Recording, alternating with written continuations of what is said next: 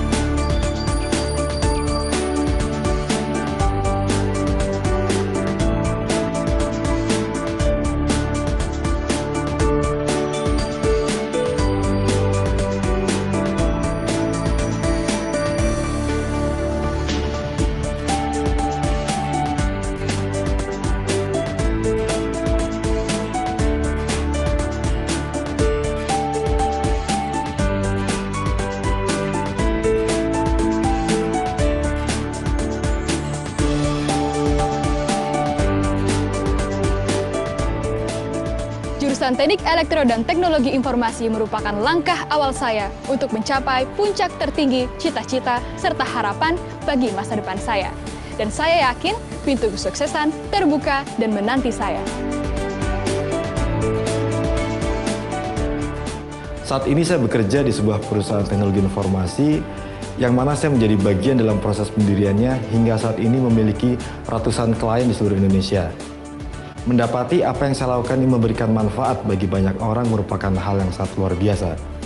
Untuk itu, terima kasih saya ucapkan sebesar-besarnya buat jurusan Teknik Elektro dan Teknologi Informasi yang telah memberikan kesempatan saya belajar, juga untuk para jajaran pengurus beserta dosennya.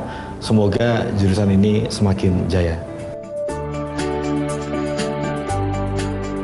Indonesia merupakan salah satu negara yang menduduki tier pertama dalam pengembangan pelatihan Government Chief Information Officer. Pengembangan Government Chief Information Officer ini tidak lepas dari peran jurusan Teknik Elektro dan Teknologi Informasi Universitas Gadjah Mada, karena jurusan ini merupakan salah satu dari mitra Kementerian Komunikasi dan Informatika dalam mengembangkan program beasiswa S2 Government Chief Information Officer.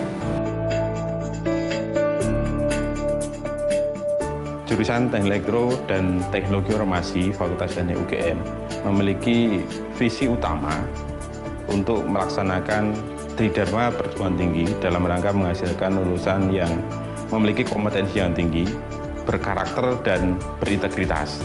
Kemudian kita juga memiliki misi bagaimana mendorong agar timbul suasana akademik yang memungkinkan tumbuhnya inovasi dalam rangka melaksanakan tridharma perguruan tinggi. Kita berharap ke depan masih ada dukungan dari semua stakeholder, baik dari alumni, dari perusahaan, dari mitra-mitra yang selama ini telah kita jalin, supaya terus mendorong agar kualitas baik di bidang pembelajaran maupun di bidang penelitian bisa terus kita kembangkan di masa yang akan datang.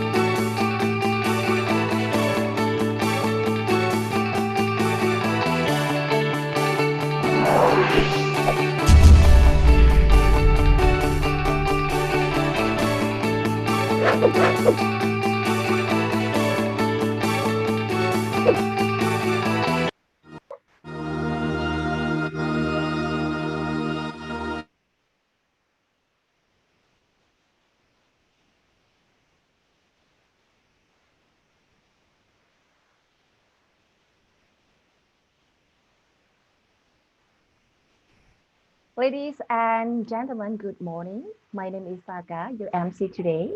It is my great pleasure to welcome all of you to the International Conference on Information Technology and Electrical Engineering 2020, held by Department of Electrical and Information Engineering Faculty of Engineering of Universitas Gadjah Mada.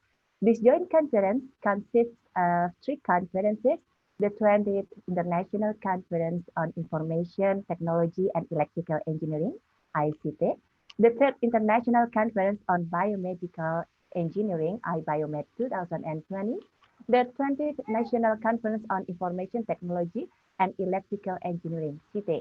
And this morning, I express my gratitude to welcome our special invited guest, Honorable Dean of Faculty of Engineering of Universitas Gadjah Mada, Dr. Muhammad Waziz Wildan, Honorable Head of Department of Electrical and Information Engineering Faculty of Engineering of Universitas Gadjah Mada, Dr. Sarjia, Honorable Representative of IEEE Indonesia Section, Dr. Nur Ahmad Setiawan, Honorable Head of Technical Program Committee, Dr. Dionysius Doni Aryananda, Honorable Head of Information Technology Department, King Mongkut University of Lat Krabang, Thailand, Professor Kunpong Wararatpanya as co-organizer, distinguished plenary speakers, Professor Mauridi Hedi Purnomo and Assistant Professor Sundip Prabakar Sepuri, and participants all over the world.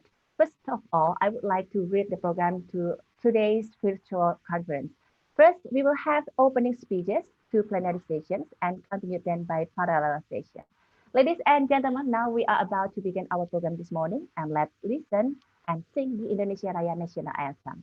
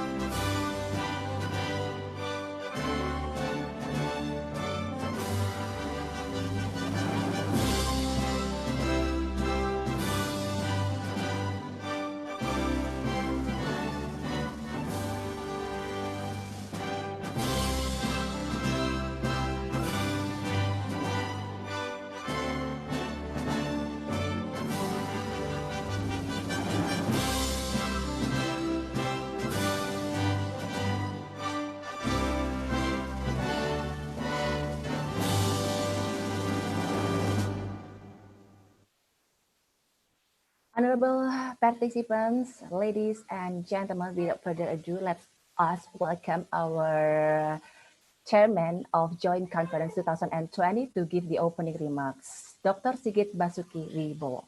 Please. Thank you very much for the time. Good morning, ladies and gentlemen. Assalamualaikum warahmatullahi wabarakatuh.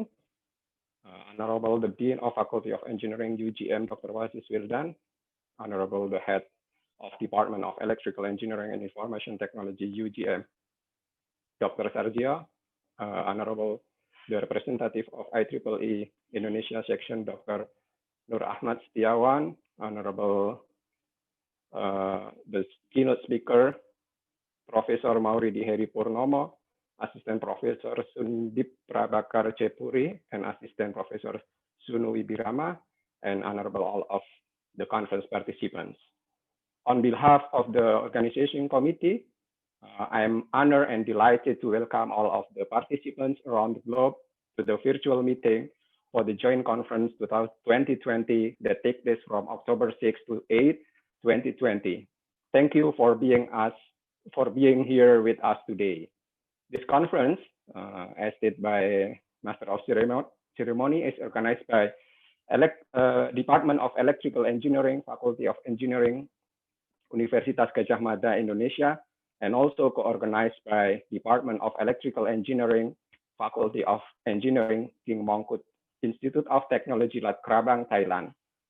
And this conference is consisted of the 12th International Conference on Information Technology and Electrical Engineering, or ICITEE 2020, and the 3rd International Conference on Biomedical Engineering, or iBioMed 2020, and also the National Conference, the 12th National Conference on Information Technology and Engineering, or CITEE 2020. As we know that the COVID-19 pandemic is still hitting around the world. Therefore, this conference is conducted in virtual meeting. However, we hope that the situation does not diminish our spirit of research activity to contribute for a better world. At the moment, more than 100 scientific papers from more than 10 countries are going to be presented, and the acceptance rate of this conference is less than 50%, which is good, I think. We hope you have a good time and opportunity to connect with expertise from scientific community, renew friendship, extend our network, and jointly explore current and future research direction. And I will inform you that this conference will be divided into breakout rooms, and you are free to join any topic you are interested. To put the conference of this magnitude is not a small task. As a program chair, I want to thank all committee members for their tireless efforts to organize all sessions and tracks. I thank to IEEE Indonesia section for guiding us how to run the conference better. I thank to Faculty of Engineering and also Department of Electrical Engineering and Information Technology for providing all facilities to run this conference. I also would like to thank Professor Mauridi Heri Purnomo, Assistant Professor Sundip Prabhakar Cepuri, and also Assistant Professor Sunu Wibirama for sharing their research experiences as a keynote speakers. Lastly, we would like to thank all the conference participants for their contributions, which are the foundation of this conference. Please enjoy the conference. Thank you very much. Wassalamualaikum warahmatullahi wabarakatuh. Waalaikumsalam warahmatullahi wabarakatuh. Thank you, Dr. Sigit Basuki Wibowo. Ladies and gentlemen, now I would like to invite Dr. Nur Ahmad Setiawan as representatives of IEEE Indonesia section to give his welcoming remarks.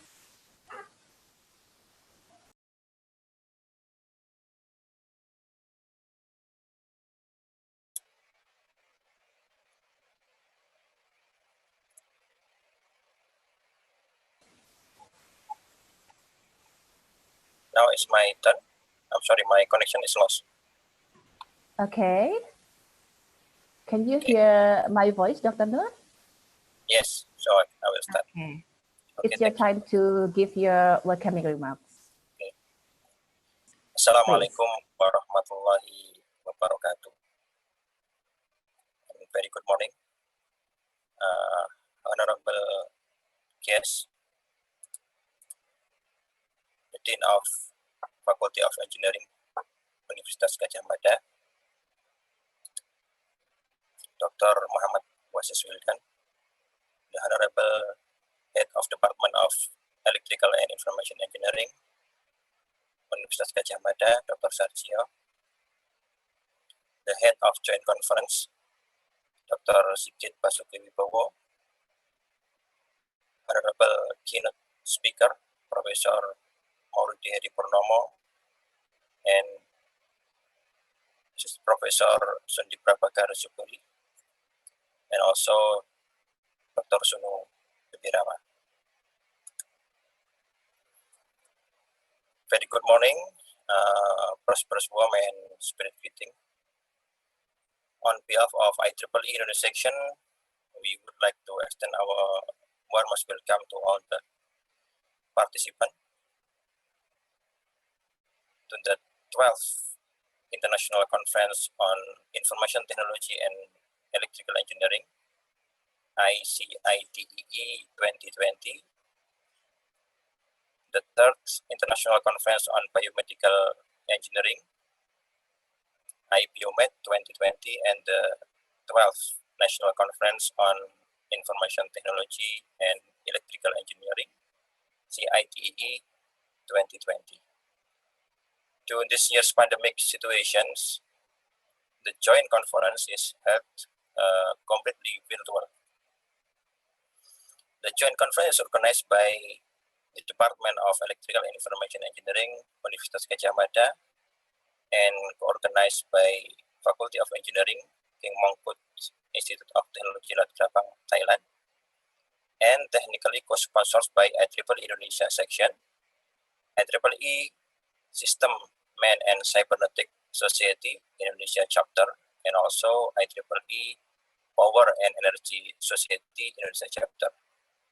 So this joint conference aims to bring together researcher experts in electrical engineering and IT to share their idea, experience, and insights. IEEE Indonesia section has conducted many activities in more than 32 years in Indonesia, with its vision advancing technology for humanity. So we hope this joint conference will encourage discussion and also inspire participants from a variety of background to advanced technology for humanity. So we hope you all have a productive and enjoyable time in this very special conference. And you may share your best knowledge in electrical engineering and IT area and your professional activity in this conference. And welcome to you all. Thank you. Assalamualaikum warahmatullahi wabarakatuh. Waalaikumsalam warahmatullahi wabarakatuh. Ladies and gentlemen, next opening speech will be delivered by Head of Department of Electrical and Information Engineering, Faculty of Engineering, Faculty of Universitas Gadjah Mada, Dr. Sarjia, please.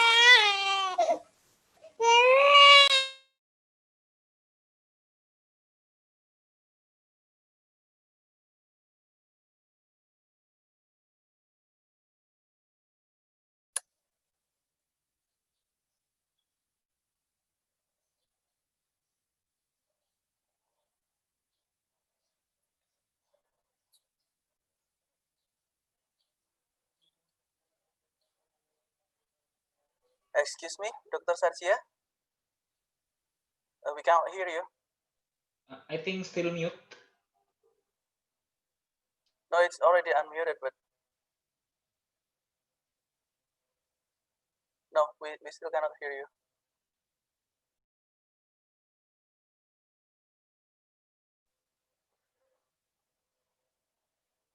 No.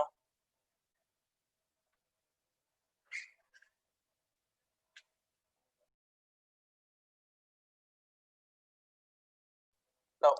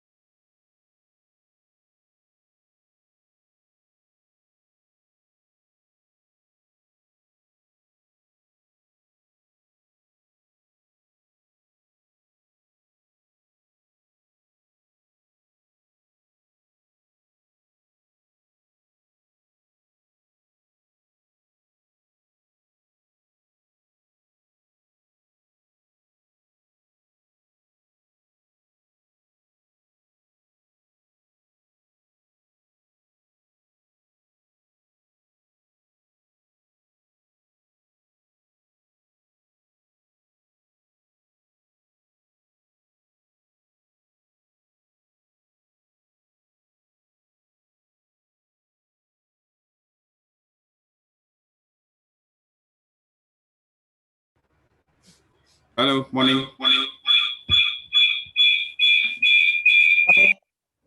Hello, can you hear me? Yes, it's good now. Oh, okay, sorry. There's trouble in my laptop probably. Okay. Good morning, ladies and gentlemen. Honorable Dean of Engineering Faculty, Dr. Wasis Wildan, Honorable Representative of Co-Organizer from Kim Mongkut Institute of Technology, Professor Dr. Kunbong, Honorable Representative of IEEE Indonesia Section, Dr. Nur Ahmad Setiawan, Honorable our keynote speakers, Professor Maurudi Hedipurnomo and Professor Sundip, distinguished conference participants. It is my great pleasure to welcome you to this morning to the joint conference of the 12th International Conference on Information Technology and Electrical Engineering, ICITEE 2020, and the third International Conference on Biomedical Engineering, iBioMed 2020, and the 12th of CITEE 2020. On behalf of organizer of this joint conference 2020, Department of Electrical and Information Engineering, Universitas Gadjah Mada, I'm honored to greet you today to deliberate on the importance of collaboration both between nationalities and between academic and industrial scientists. The conference is the 12th in the series that began in Universitas Gadjah Mada in 2009. Since 2014,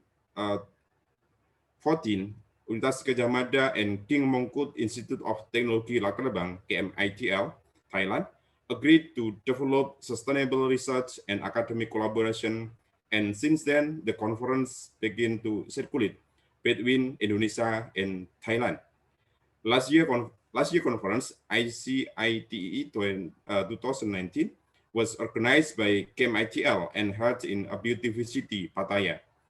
We all hope that next year, the pandemic will end and we can hold this conference on site somewhere in Thailand.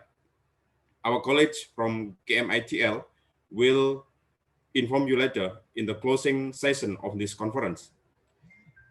Organizing a joint conference is not an easy task, especially because this year is an extraordinary for all of us, since we need to move from a conventional offline conference to a virtual platform.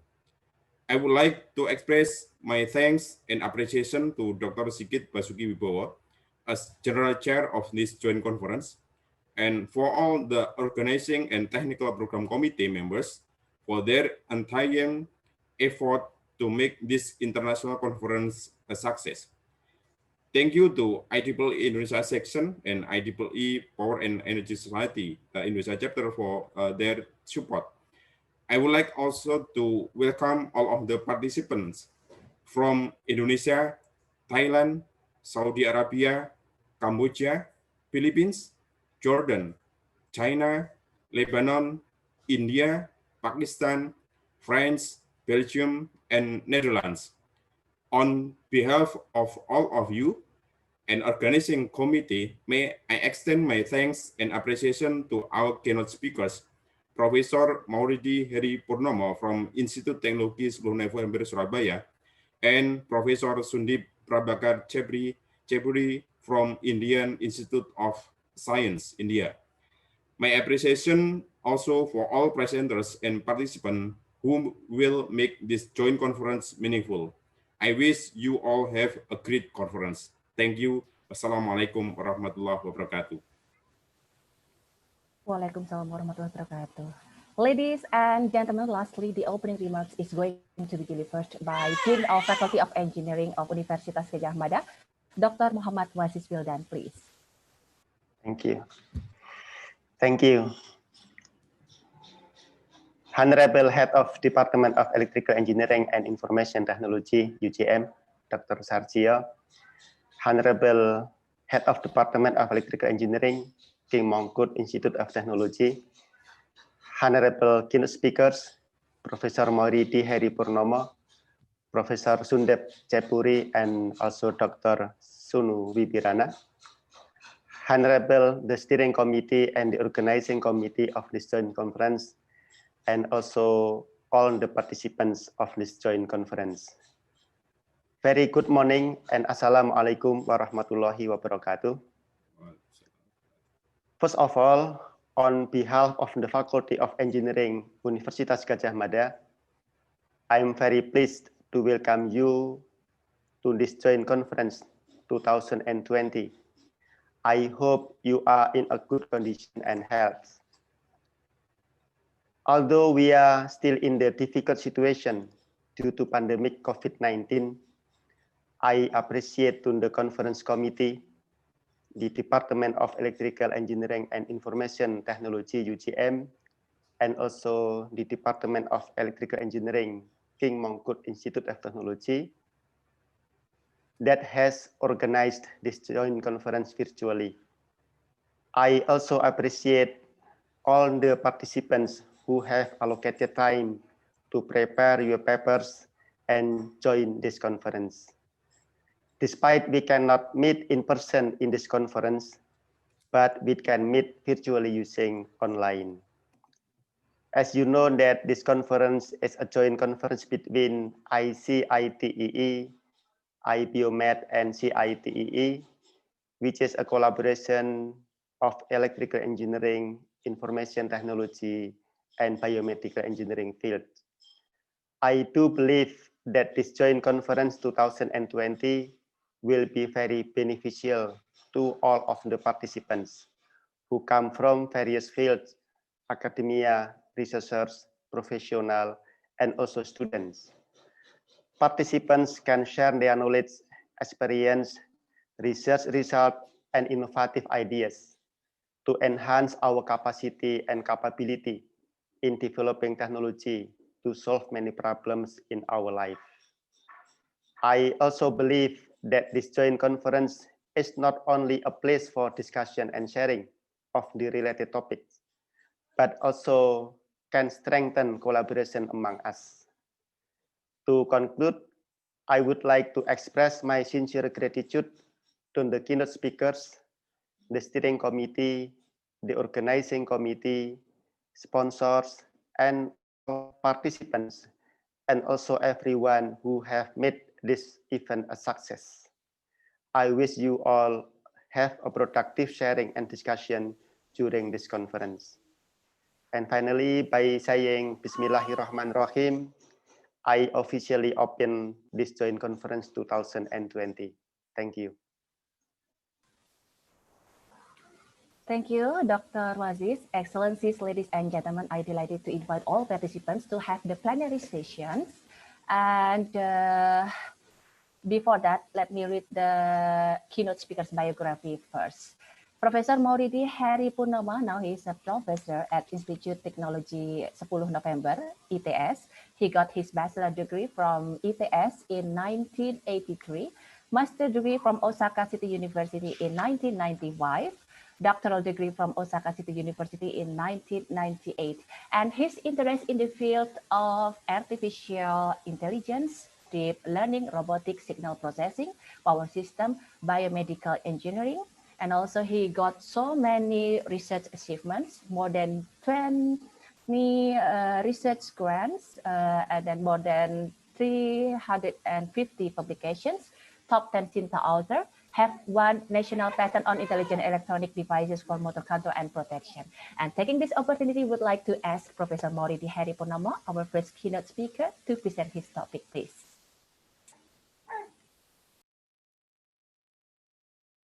This is the third opportunity for give plenary talk in Gadjah Mada University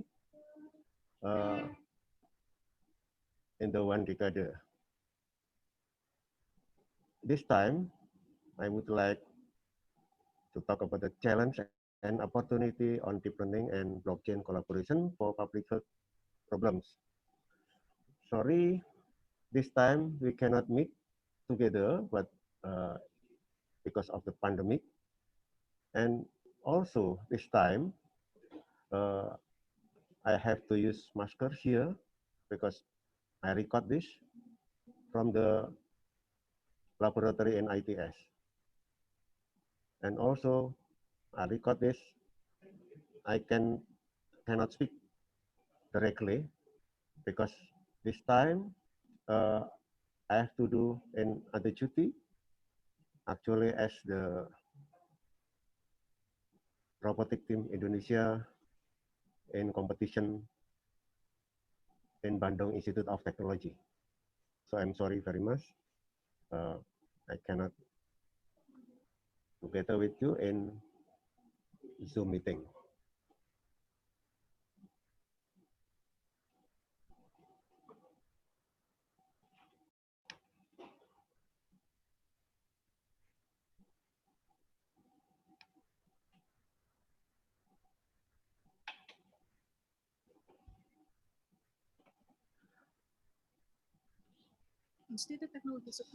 So first of all, I would like to present about the ITS.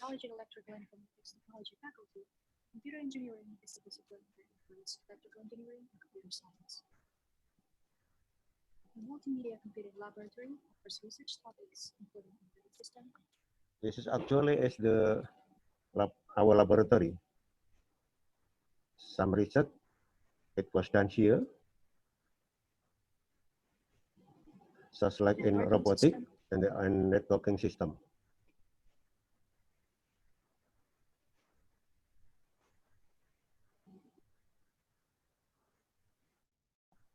Game technology.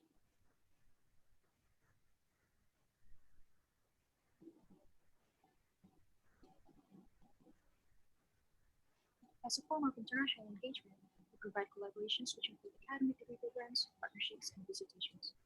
Our participation in the world-class professor program ensures networking between academics and world-class professors by producing high-quality collaborative researchers.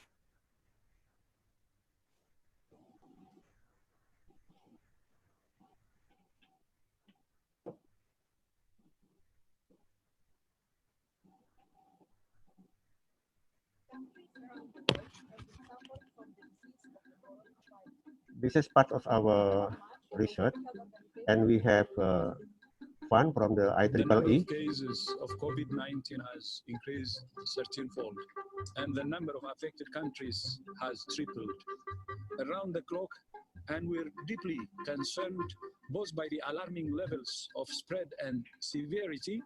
We have therefore made the assessment that COVID-19 can be characterized as a pandemic. Coronavirus, which caused COVID-19, has spread rapidly in countries such as China, South Korea, Italy, Spain, US, and also India. East Java province, as the second most populated region in Indonesia, also have a problem with the virus contamination. This province becomes very vulnerable to the coronavirus. The government avoids a high rate of infection because if everyone gets sick, short period, the healthcare facilities might gain incapacity. Hence, knowing the exact number of the victims is really important. The big problem is data collection in a short period of time is not easy, not to mention how to interpret the data and convert it into a helpful tracking application. Our team, Institute Technology in November, in collaboration with the Public Health Authority and the ICITEE, work together to find a solution. We initiate a project to provide a complete solution both in data digitization and social equity. We built a management system that able to collect, administer, and store the details of each patient health. Then, the data is refined to provide a cluster map and demographic analysis. To make sure the validity and completeness of the data, the health authority has adopted a standard form that must be filled by the field officers. We understand that data entry could be a problem since the personal ability of each field officer is different. So, correspondingly, for social activity, the project also assists the officer during data entry and processing.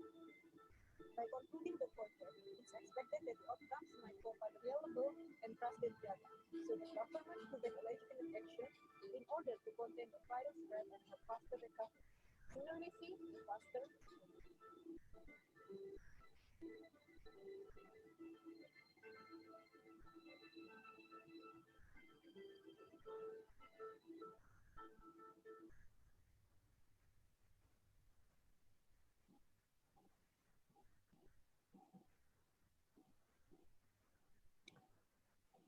Okay, at first we will talk about the artificial intelligence, deep learning, and blockchains.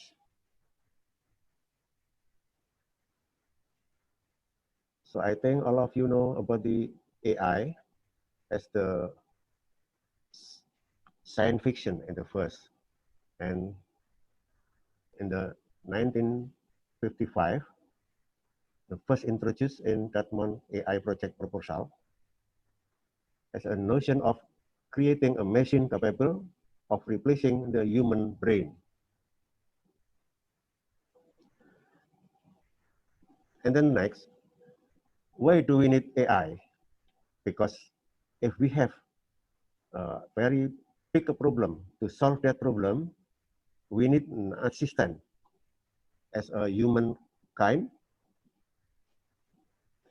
So we need a computer that we have to include the program in the computer.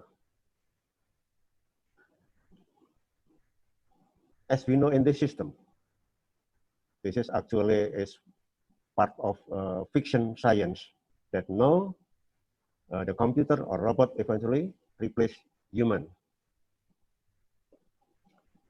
So this is also a part of AI. But actually, AI will not replace the human. Why? At first, did you know that human is not dominant in this world? So I think we have to wait for the next slide. And then the second, it is true that the smartphone or device that have the sensor, but they still need the trigger for the human. Also the third, as long as human use the AI, it will help the human work, not the vice versa. So just like in this slide, this is human is not the dominant in this world, right? And then the human brain actually as the artificial intelligence, and then continue with the machine learning, and then nowadays we use the deep learning. Actually, in the deep learning, we handling the big data. So please imagine if you measure the voltage for every second in 1 year. Actually, not in a second, but in millisecond. And how many datum to you have? Capability to recognize the pattern for the voltage, current, and also frequency that might be categorized into the symptom. So we are able to evolve this knowledge based on the past experience. We use the training data to determine and predict the possibility. So this application of the AI and deep learning in the electricity. And here we also use in the health system of the electricity. Actually, same with in the human body. So in our research organization, we have used fuzzy logic, artificial intelligence, actually in artificial neural network, also in optimization, also in other type of AI, such like SVM, and we included wavelet and so on that we have done in our laboratory.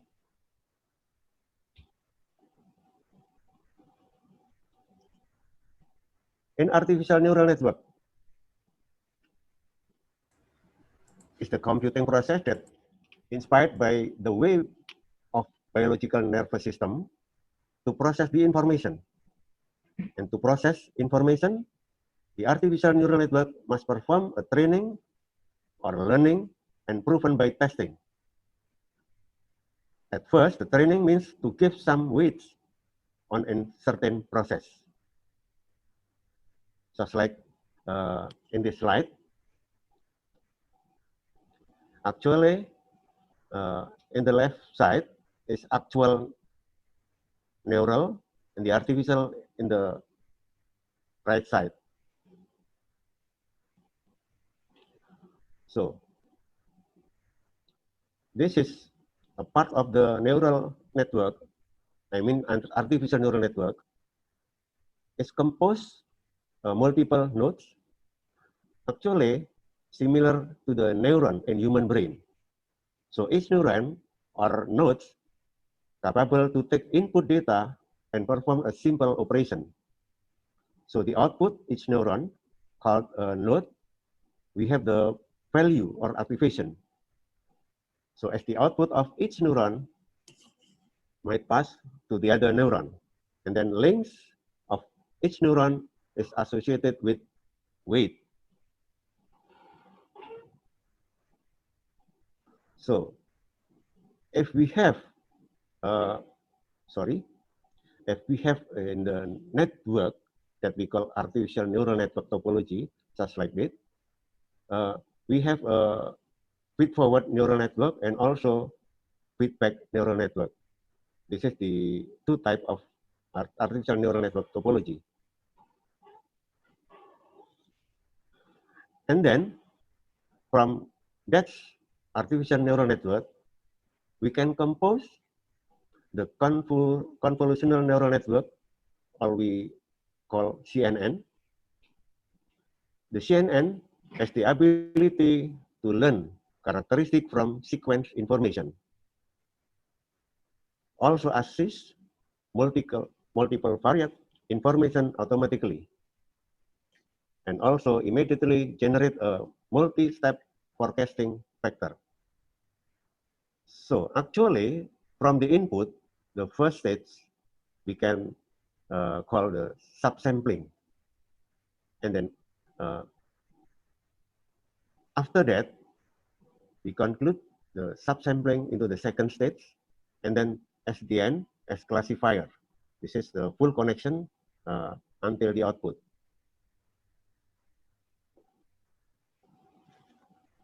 For example, this is the filter and map represented as the neuron in convolutional layer as the input feature map, and then convolute to the output. We have n input, and each of the kernel head, action, and D is the input of depth. So to this, the role of the convolutional layer can be articulated, and it uses three-dimensional quantity of the data and to generate a fresh three-dimensional quantity of data.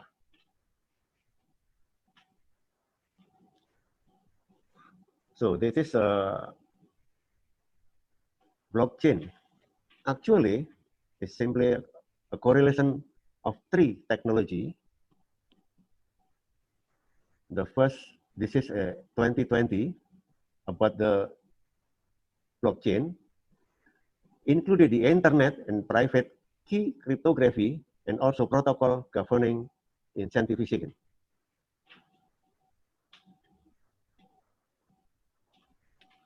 So actually, in the blockchain, is decentralized, distribute, share, and immutable of the database. And also can be described as the assembly of account related with each other, steadily resilient to amendment, and also secured by cryptography. So this basic concept of the blockchain and the architecture. This is the blockchain side, and then this is the artificial intelligence side. So in the blockchain, actually, we have several blocks, and then from the several block, we have transactions here, and then we distribute here from the miner to sender and receiver. And then for the artificial intelligence, we have the hierarchy like this. We will combine this concept and the artificial neural network architecture. The challenge related to the adoption of blockchain technology, just like this condition. The scalability for the computing ability, sharing information, and also included the data storage and data access for the standardization. And also for the adoption and incentive for participation, that we have the Bitcoin for miner and also access to health record. And as the part of the cost, here we have the legacy system, greenfield, and also the system, greenfield system. This is the application of blockchain technology.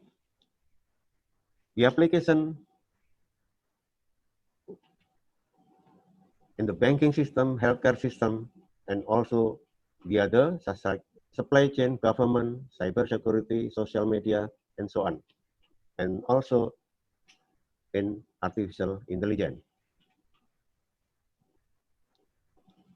So this is the example of the typical healthcare system architecture inspired by Wang in 2019. This is the left side is the front end, and then the right side is the back end. This is include the emergency science, and then also operating exchange. Also in the front end, this is a patient.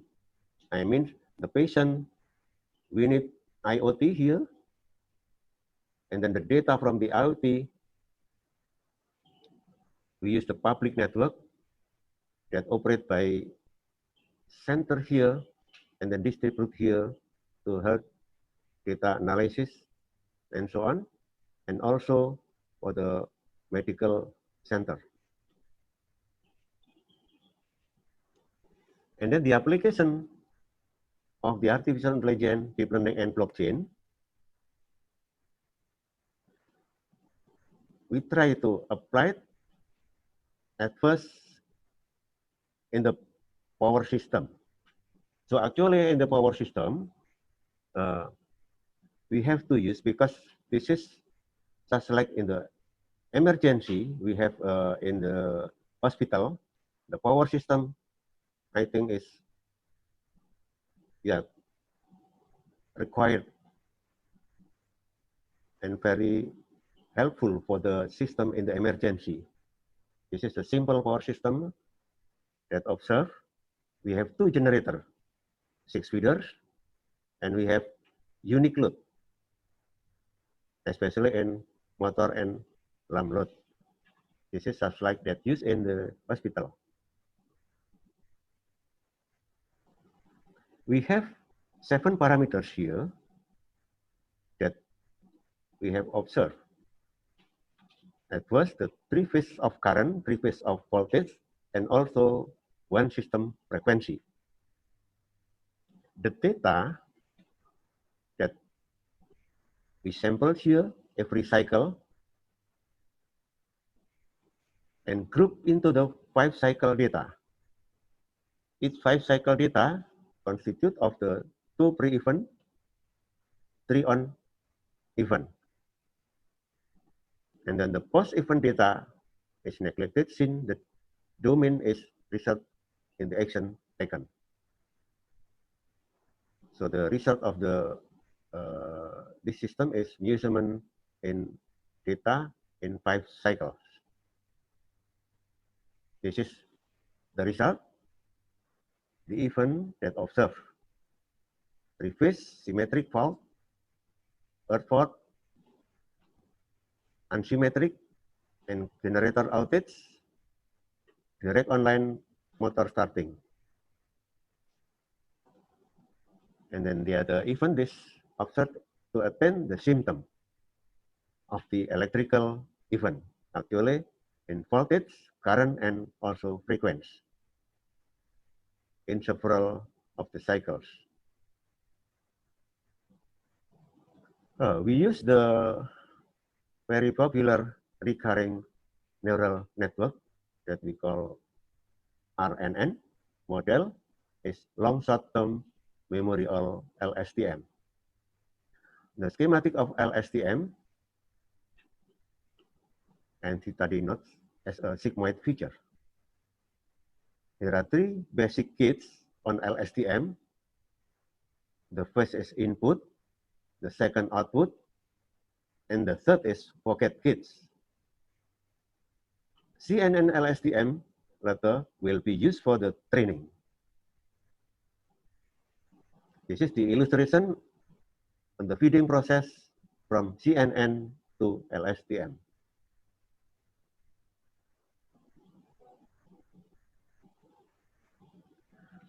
This is actually the heat map of the dataset of future. This is indicate that CNN and LSTM are able to generalize and not just memorizing the pattern. In the second application of deep learning in health, in health system. And nowadays, the emergence of blockchain technology, such like we introduced in the video, and machine learning has become an exclusive, most disruptive, and widespread technology. The decentralized database and blockchain technology emphasize data security and privacy, also the consensus mechanism, and it makes sure that data is secure and legitimate. And the artificial intelligence, AI, or machine learning, or deep learning, on the other hand, provide highly precise results, offers intelligent and decision-making capabilities. Blockchain is shared, distributed, public ledger that stores transaction data in a chain of SQL blocks. The integration benefits is the computational efficiency is an important parameter to optimize efficiency of communication facilities. And also network transmission by combining the deep learning approach and blockchain system integration. Then also enhance the data security, collective decision making, also decentralized intelligence. The related works in previous studies is attempt to have the right treatment, deliver the right patient, the right time by taking into account several aspects of patient data, such like in the video, in nowadays, in the pandemic, is including variability and molecular types, medical image, environmental factor, electronic health record, and lifestyle. In the public health domain, there are some applications of deep learning and blockchain. They are controlling share of medical data, digital medical record storage, maintaining personal medical record, and protecting patient identity.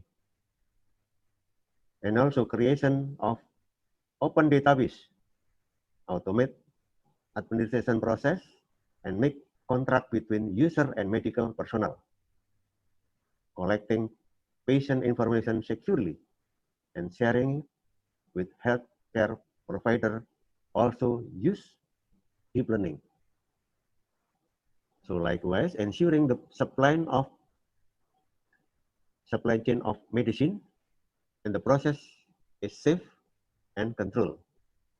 also help prevent the patient from taking counterfeit medication. The researcher provided more sophisticated and elaborate outcome with data augmentation.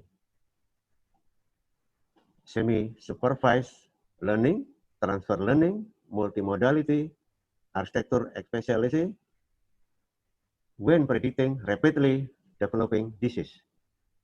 Finally, the disease outbreaks, social behavior, drug or treatment review analysis, and research on remote surveillance system have also been studied to prevent disease, prolong time, prolong life, and monitoring epidemic. Actually, the problem and objective as a public health problem, how to control share of medical data, digital medical record storage, maintaining personal medical record, and protecting patient identity, open database, automate administration processes, and make contract between users and medical personnel, collecting patient information securely, and sharing with healthcare providers, as well as ensuring the supply chain of medicine and the process is safe and controls, also help prevent the patient from taking counterfeit medication. So the research contribution, this is introduced the example integration of deep learning and blockchain concept and architecture in the public health domain. Reason of implementation experimental to demonstrate collaboration of deep learning and blockchain to support home sleep study for identification sleep disorder. And also the framework for forecasting the dengue fever cases uses attribute-based climate variability such as temperature, humidity, rainfall, and wind speed condition in the province of East Java. So to this, we will continue the application in health to solve sleep disorders. The collaboration blockchain and deep learning to solve sleep disorders. The deep learning and blockchain complement each other. Although at first the blockchain is used for currency transaction or tracking money with a transparent process and using a decentralized system, currently it presents more than that process. The deep learning and blockchains have built the development of science and technology with ability to solve various problems in various fields, especially in the field of biomedical and healthcare system. The blockchain and deep learning integration support effort address accuracy, latency, centralization, security, and privacy issues. Such like in the right side, this is the collecting data. The data for monitoring application can capture using the wide array of passive sensor. And then the capture through ambient sensor. For example, lying position, motion sensor, ECG, PETs, EOG, EEG, and also EMG.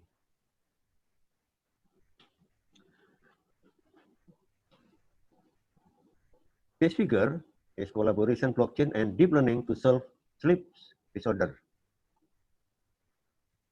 The implementation of machine learning include a model of machine learning that we have used in this site, the blockchain integration services, the database source, including sensor devices in the hospital for sleep study centers. Three parties, collaboration, data analysis, medical expert, engineer, and also diagnostic. And then the fifth is real-time data resource, public health centers, mobile device, home or sleep studies services hospital. This is the result of the experiment, deep learning for sleep disorder classification.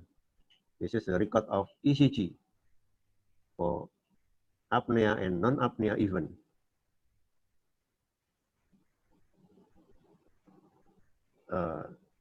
The left side is apnea recording and non-apnea recording. And then we process, as the processing result, we removing the noise and baseline wonder. And then we have the model that include the block. We have 5 blocks.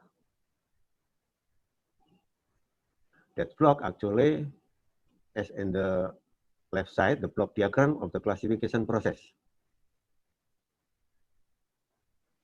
We divided the output into 2 classes. As the experimental result here, we have the model accuracy and loss here, and the detailed architecture of the parameters as like in the right side. And the left side is the performance evaluation result of the classification accuracy. And then the other application in health is dengue fever forecasting. The collaboration of deep learning and blockchain for dengue fever forecasting. Actually, this is core issue into the health forecasting. It's in specific area data,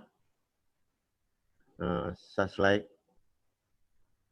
in the video or as we have seen before, actually the data in the part of the East Java area. We have several data. Actually, we have also missing forecast data. So the issues here in disease perspective. We have core population module. We have risk factor disease module and forecasting module. And then from that module, we conclude here decision support system. And then from the decision support system, we have planned to the next or the future planning. So this is the dengue fever disease affecting factor. There are some dengue affecting factors here. The dengue prognosis factors. And then this is the dengue fever disease data source. We have data source. We have conventional data source and also modern data source.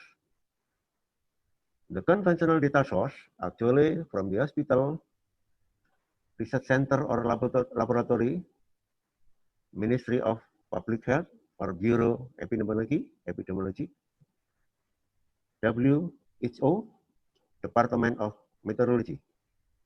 And the modern data source from the social network, search query, phone call, and also from the sensor or biosensor. So we develop the data, object, and the system together. All of the data from the real data, we collaborated with the head of department that we call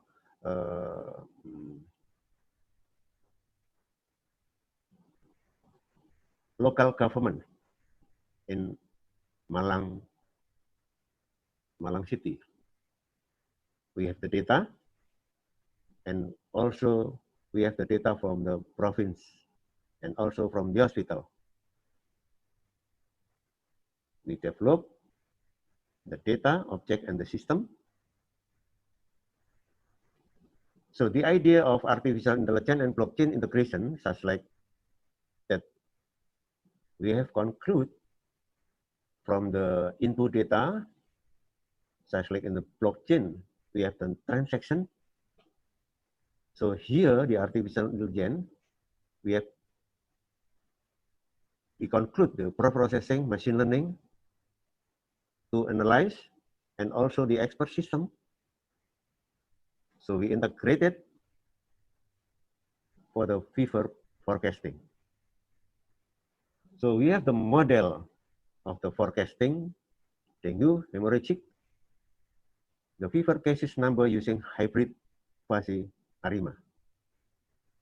Using the number of cases data only, and the area in, that we call Malang City, that means Malang Regency. It's different, Malang City and Malang Regency. It's divided into 3 parts, namely lowland, midland, and highland.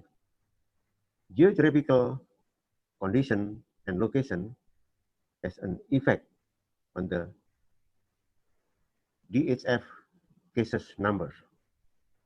Geographical condition and located are closely related to humidity, temperature, rainfall, and weather.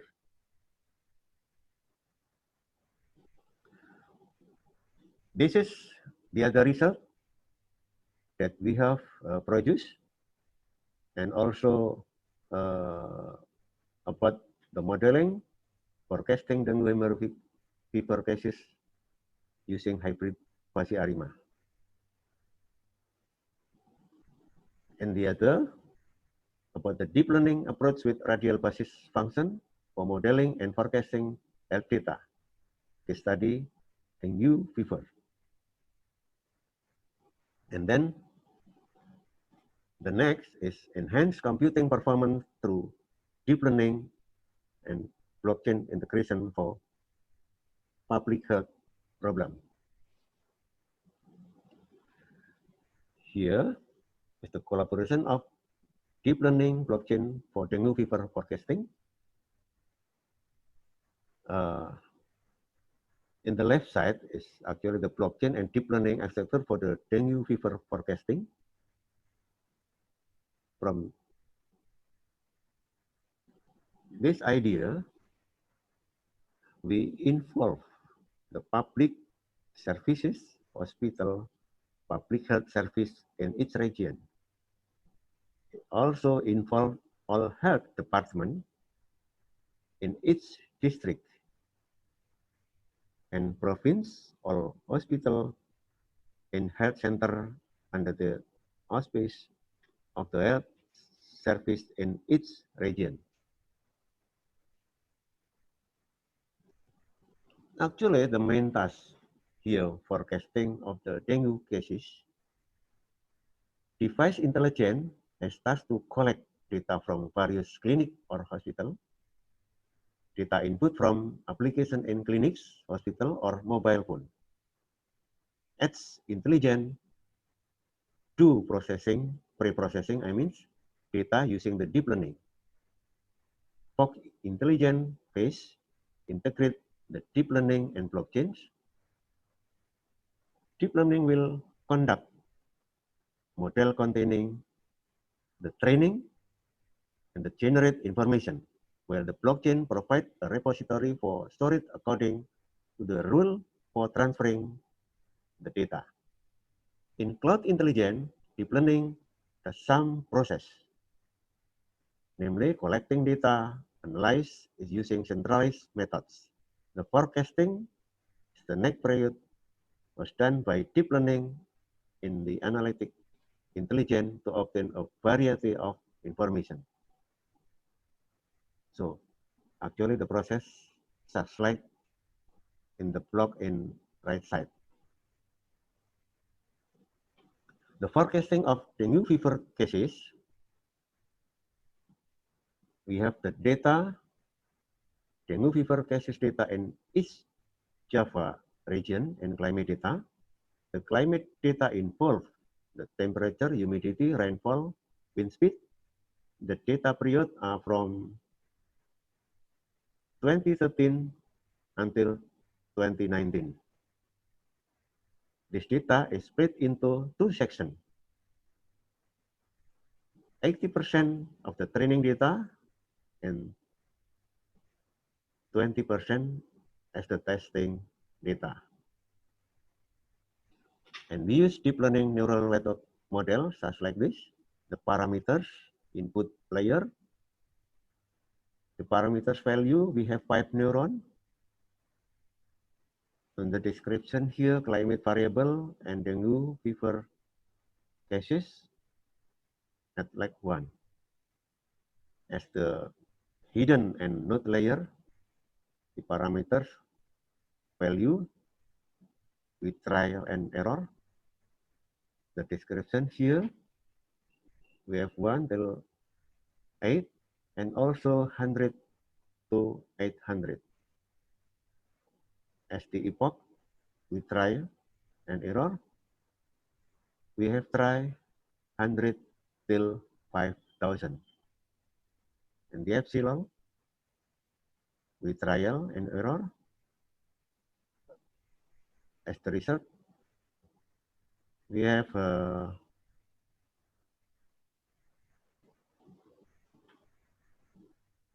just like this as the result. And also row trial, we have the result as shown in the table and the output 1 future dengue fever cases forecasting.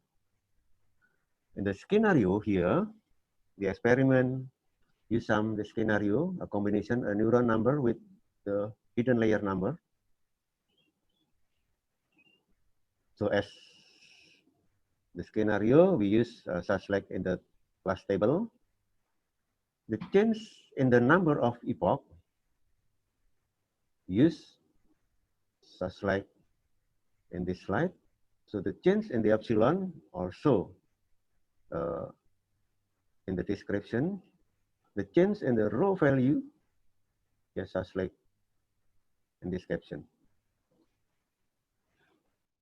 This is the model performance here.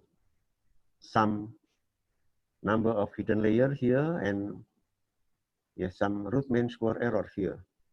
And also the epoch or the number of training that we use. This is the other model that we change the epsilon and also the row value. If we compare between training and testing here, is similar. That means the result is quite true. And then this performance of the DNN, such like in this table, we compare DNN, deep neural network, linear regression, and also neural network. So the result, the DNN is better than the others. So in the second performance, it also the DNN or deep neural network is better than the others in 4 data region. As the conclusion, an implementable the collaboration deep learning and blockchains. We have the large parameters value and the number of hidden layers and the number of nodes in each layer didn't make better performance. In the blockchain, data transaction in every public services and hospital can be done quickly and also be seen openly by all parties that was involved. The transparency process is maintained, so the level of users' confidence in the transaction carry out increases. cloud computing can provide availability data and solution to blockchain size problems. The proposed CNN architecture is reliable for screening, detection of apnea or non-apnea event, and sending the alert to patient and doctor using the machine learning integration. Thank you very much for all of you. And I'm very sorry I cannot provide in the real time in this section. Thank you very much. Bye-bye. Assalamualaikum warahmatullahi wabarakatuh. Waalaikumsalam warahmatullahi wabarakatuh. Professor Mauridi, ladies and gentlemen, please give a big applause to Professor Mauridi.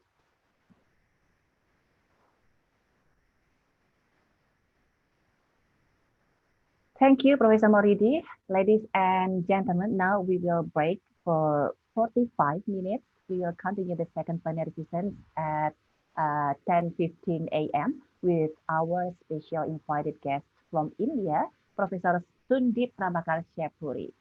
And enjoy your time. Please be back at 10:15 a.m. in this virtual meeting room.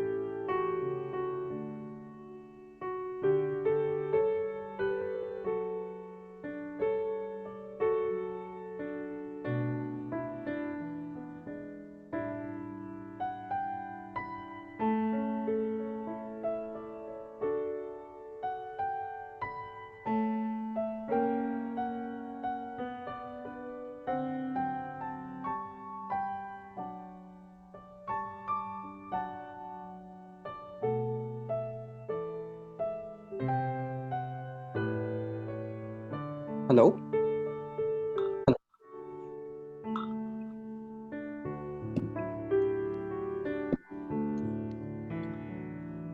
Hello, this is Sandeep. Can you hear me? Yes, Sandeep. I think we will wait another 10-15 and then we will start. Okay, Doni. Hi, Doni. Yes. Good. Thank you. Yeah.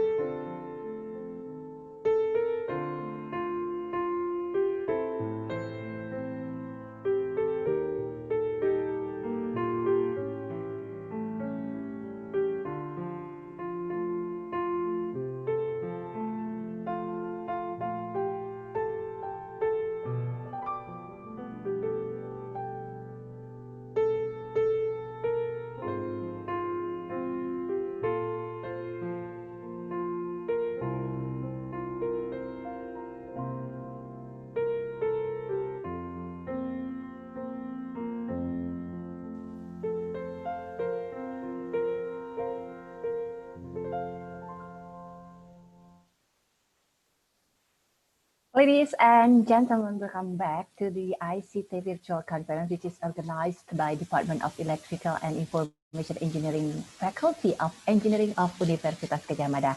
Ladies and gentlemen, now we shall proceed to the next agenda today, which is the second plenary session with Professor Sundip Prabhakar Sepuri from India Institute of Science. And I hand over the session to Dr. Dionysius Doni Aryananda as the moderator. Please, Dr. Doni.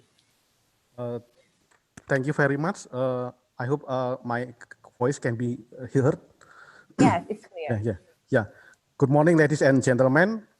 First of all, please kindly introduce myself. My name is Doni Aryananda, and I'm currently working as a lecturer in the Department of Electrical Engineering and Information Technology, Universitas Gadjah Mada. Today, I will play as a role as a moderator in the Joint Conference 2020 for the plenary speech given by Dr. Sundip Prabhakar Sepuri from Indian Institute of Science, Bangalore. The title of his talk is Signal Processing and Deep Learning for Graph Networks. Before we start to listen his recorded talk, I would like to inform you some information about Dr. Sundip Prabhakar Sepuri.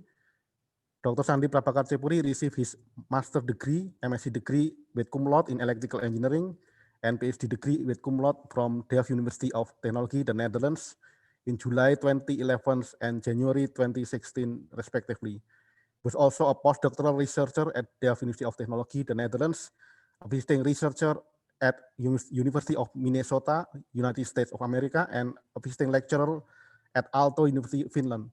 He has held positions at Robert Bosch, India during 2007 and 2009, and Hall Center IMEC, the Netherlands, during 2010 and 2011.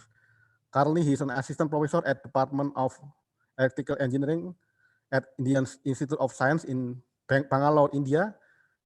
He was also a recipient of Best Student Paper Award at IEEE International Conference on Acoustic Speech and Signal Processing, ICAPS, which is, I think, also a prestigious conference in Signal Processing Society. Best Student Paper Award as co-author at Asilomar 2019 is also a good prestigious conference in Signal Processing Society, and the Pratiksa Trust Young Investigator Award. He was also an associate editor at the Eurasian Journal on Advance in Signal Processing and currently an elected member of the Eurasian Technical Area Committee on Signal Processing for Multi-Sensor System. And also, I'm also happy to inform you that Sundip is also my former colleague when I was working on my PhD in Delft University of Technology. And at some period, actually in the last period of our PhD, we stay in the same office room and spent a lot of nice time together visiting some conference. And before we start the recorded talk, I would like to invite Dr. Sundip Prabhakar Sepuri to give some initial words before, and then we will play the recorded talk. To Sundip Prabhakar Sepuri, I give the stage for you.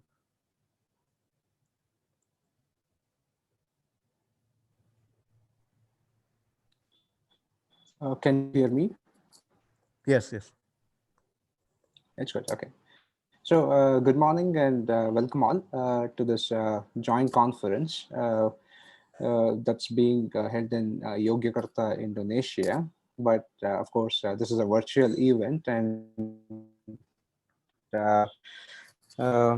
yeah, so I thank the organizers, especially Doni, for this kind invitation to this conference and letting me to give this keynote lecture. So the lecture itself is already recorded. It's pre-recorded, and I guess in a few minutes the video will be aired, and I'll be available for Q&A after the talk if there are any clarifications or if there are any questions. So I hope you all enjoy the conference, and yeah, once again, thank you all. So Doni, you could take over. Okay, thank you very much, Sundip. Okay, I guess we can start to play the recorded video now.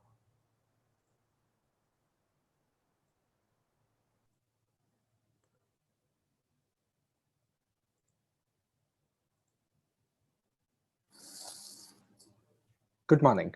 My name is Sandeep. I'm a faculty member at the Indian Institute of Science, IISc, in Bangalore in India. It is a great pleasure to give this keynote lecture at this conference that is being currently held in Yogyakarta, Indonesia.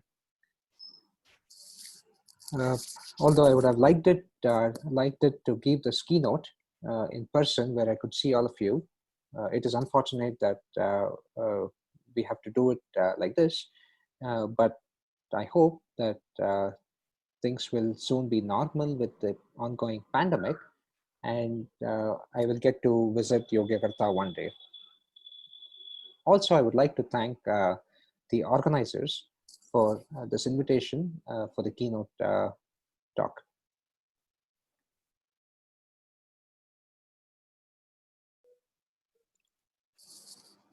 All right, so the topic of today's lecture is signal processing and deep learning on graphs, where I will introduce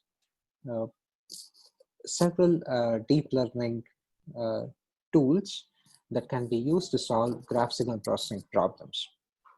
Before I begin this lecture, I would like to thank my students, Sai, Amar, Siddhant, and collaborators Santiago and Antonio for their contributions in this work.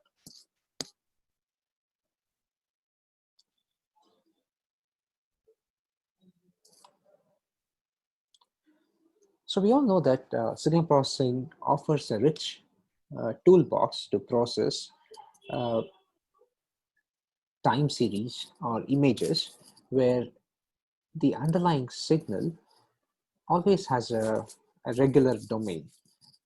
In case of time series, the underlying domain is time, which is well ordered. In case of images, the underlying domain is pixels, which is also ordered, but most of the modern data sets that we encounter are complicated. They're complicated because they come in large volumes.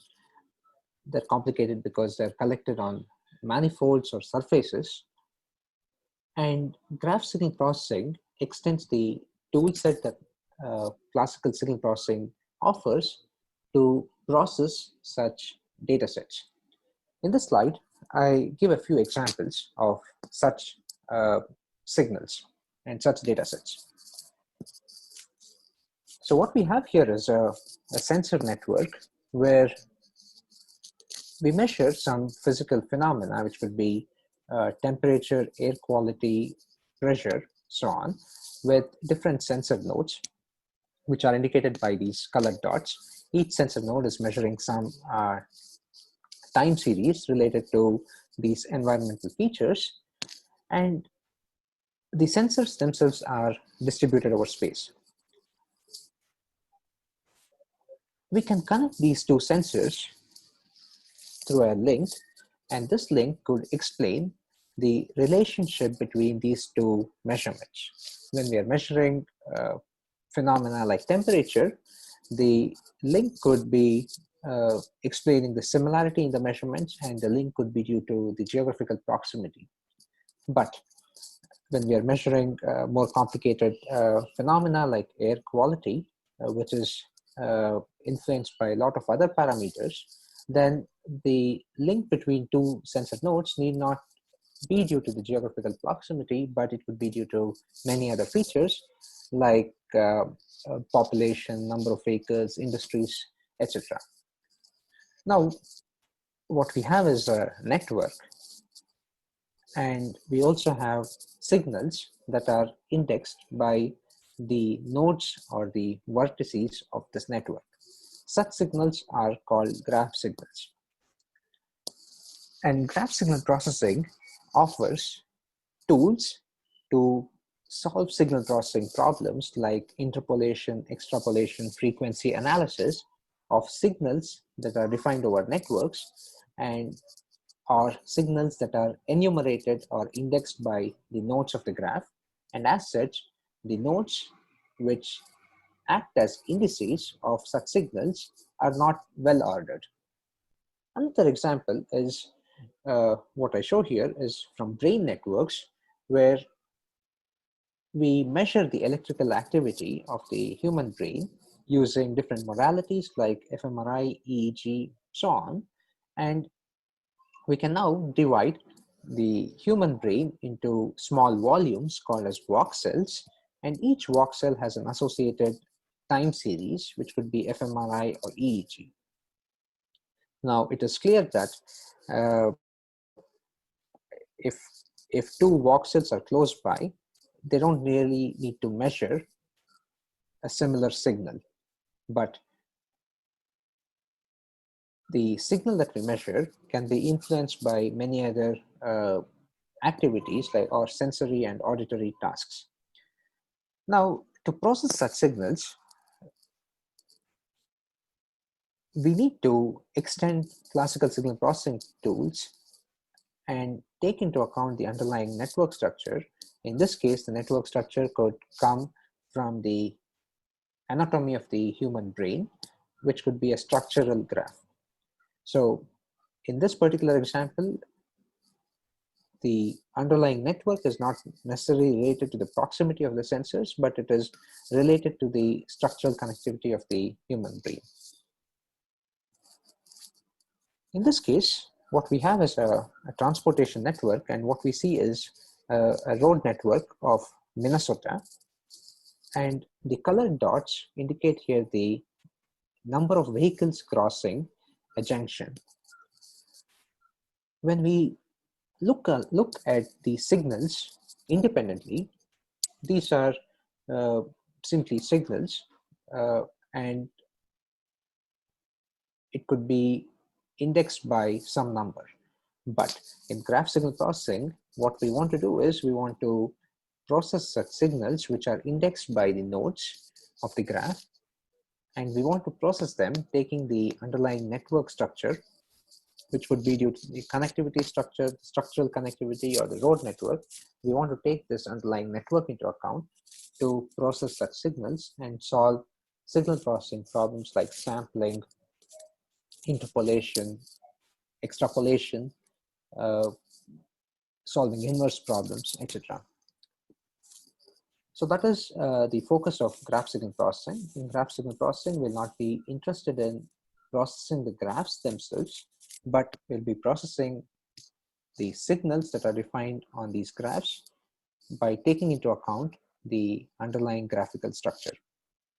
And in order to do so, we'll assume that we know the underlying graph. In this case, that would mean that I would know the Minnesota road network. In this case, I would know the underlying sensor network. Given this network, we want to take that network information into account and process these signals. And in cases where the underlying graph is not known, that can be learned such that they best explain the data. But in the rest of the talk, we'll assume that we know the underlying network.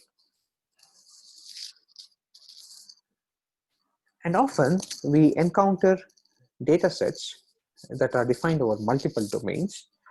For example, if we go back to the sensor network illustration, each sensor node or the sensors placed at a geographical location can measure several different phenomena or signals. In case of air quality monitoring, we could have sensors that measure carbon dioxide, particulate matter, 2.5, 10, so on. So we get a multi-domain time series. In fact, what we have is a space, physical condition, time, data set. Space, because we measure these three environmental features in different locations over space, we measure them over time, and we have different physical conditions in each location. So we can also have graph structured data that are multi-domain. Similarly, in case of brain networks, what we have is a voxel time domain, which is a 2D signal. In case of what we see here is a point cloud. Point clouds are measured using IR cameras by placing IR markers, in this case on a human body, and they are useful for detecting poses of humans or any other objects, and common in LiDAR. So in this case, what we have is a point cloud, and which can be conveniently explained using a graph that resembles this human pose here. And what we'll be normally measuring is different frames of this point cloud that leads to a dynamic point cloud data, which is defined over space and time. We'll come back to this data set later in this talk. In this case, we have an illustration from a social network, which is a recommendation system, where in one domain we have users, different users, think of Netflix, Amazon, Prime, so on. There are users and there are different commodities. Each user is going to give rating to different commodities, as in he likes it, he doesn't like it, and so on. So we have two domains here, which is the user domain and the commodity or the item domain, and the underlying signal would be this rating information. Now, this rating matrix, which is defined over two domains, actually resides on a graph which is related to the connectivity of the users, for example, on a social network, and connectivity of the items, for example, how these items are related. So there is an underlying graph, and what we are interested in is to process these signals. For example, given this data matrix, we will be interested in imputing what this rating would be. We'll come back to this example a bit more in detail during this talk.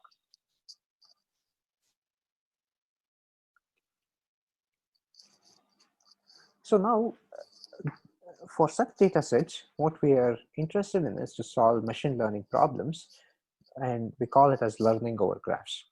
More specifically, some of these examples could be in social networks, where you would take an yes/no poll from a few users, but now we want to find out what is the general opinion about this poll. So in other words, we have a few labels with yes/no answers, and now we want to find out what is the opinion of this agent or entity with which does not participate in this poll. Similarly, in the recommendation matrix that we saw before, we will be interested in imputing the recommendations for the commodities that for which the ratings are not present. And this is useful for applications like Netflix or recommender systems, where it is not possible for each person to view all the movies or rate all the commodities, but we can exploit the underlying information about the users, which could be in form of social network or a network on Google or YouTube, and based on that information and based on how these commodities are related, we can perhaps predict what the rating of how would this user rate this particular commodity, so that they can recommend. And what we are seeing here is all these data sets come with several challenges.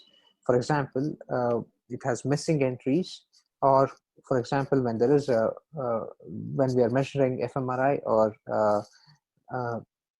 EEG signals over brain networks, there is no clear generative model that explains how the data is generated. And often we don't measure analog information. It can be extremely quantized. For example, if we are using in a sensor network, if we use an analog to digital converter, this would be quantized data that we are dealing with.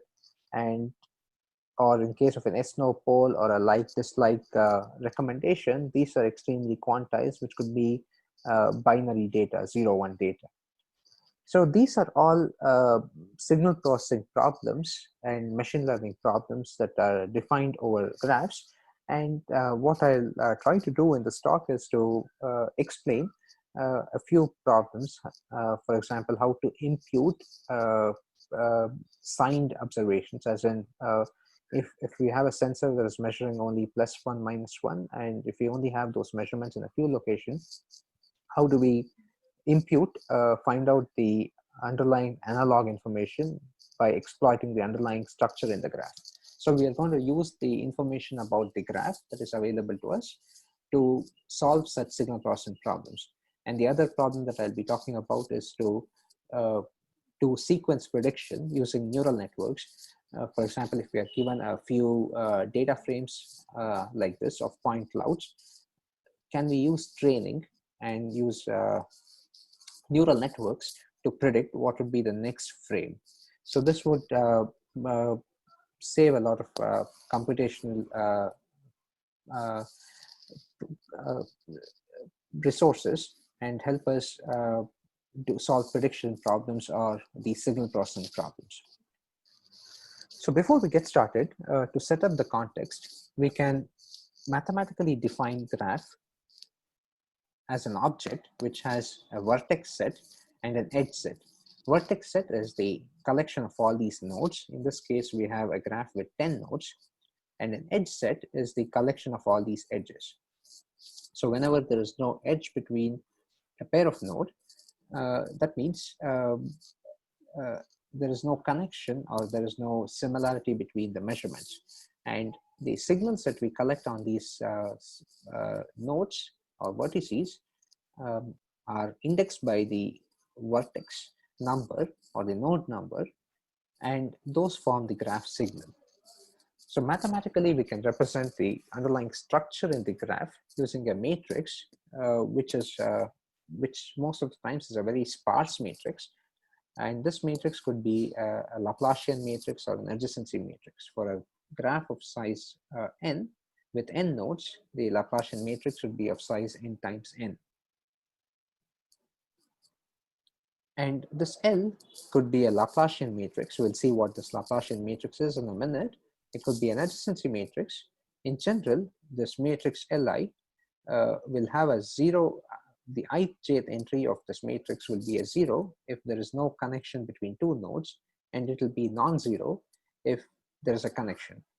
The exact value of the non-zero entry could depend on how much related these two measurements are. In case of a unweighted graph, this could be simply a 0-1 matrix, but we can also have any other weight which would tell how strong the connection is or not. So here I give an illustration of a Laplacian matrix for this toy example that we see here with 5 nodes. What we see is a Laplacian matrix L, which is of size 5 times 5 in this case, is constructed as follows, where D is a degree matrix, which is a diagonal matrix, which has non-zero entries along the diagonals, and the non-zero entry here would correspond to the degree of node I. In this particular case, we have node 0, which has a degree 2, which means it has 2 neighbors, hence gets a value 2. In this case, node 3 has degree 3 because it has 3 neighbors, 4, 0, and 2. The adjacency matrix is a 0-1 matrix. In this case, where we have an unweighted graph, where a non-zero entry in a particular row indicates the number of first hop neighbors of a particular node. For example, node 0 corresponds to the first row, which has neighbors 1, 2, hence it has a non-zero entry in position 2 and 4 corresponding to node 3. So this is an adjacency matrix. So we have a degree matrix. I take D minus A, I get a Laplacian matrix. And by construction for undirected graphs, it is easy to see that this matrix D minus A, which is L, will be a symmetric matrix. L is a symmetric matrix, which means L is equal to L transpose, and it admits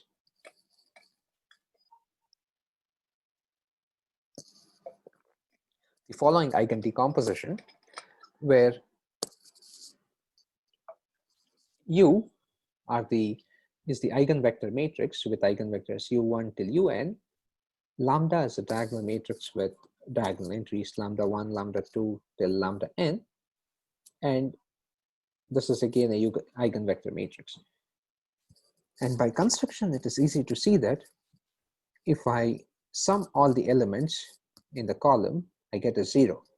That is because we had degree 2 and this had 2 neighbors, which means that this one vector lies in the null space of this matrix L. In other words, L times an all one vector 1 is 0. And also it has an interesting property that the Laplacian matrix itself is positive semi-definite, which means that the first eigenvalue of L is 0, and we consider that as the smallest eigenvalue, and L lambda n, which will be also greater than 0, will be the largest eigenvalue. Now, what makes what makes us to define or handle signals on synthesize signals that are defined on graphs is the very interesting property of the eigen modes of this Laplacian, which give us the frequency interpretation. So for the same graph, what I've done is I've taken the computed the eigenvectors and the eigenvalues using MATLAB, and what I see is I have 5 eigenvectors and corresponding 5 eigenvalues. The first one will be the smallest eigenvalue is 0, which corresponds to the constant vector, but here it comes with a scaling. And now this has a very interesting frequency interpretation, which means that if I now plot the eigenvectors and treat them as signals defined on graphs, which means that I take the first eigenvector, plot it on the Laplacian. So I take the first value, plot it on node 0, node 1, and so on. And what I get is a constant signal, which does not have any 0 crossings across edges. Similarly, if I do the same exercise for the second eigenvector, what I see is I have 2 0 crossings across this edge and this edge. And as we progress to the 5th eigenvector, we see that there are many more 0 crossings.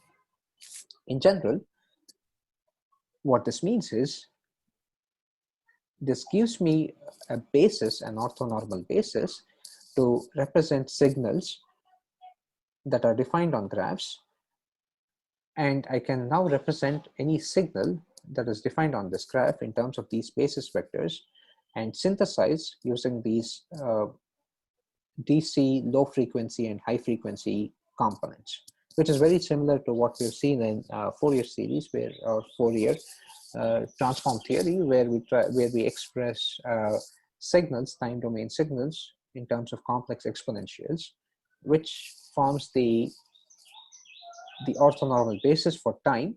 But whenever we have irregular domains, we can compute the eigenvectors of the graph, and that form the basis, or what is known as the graph Fourier transform, to synthesize such signals.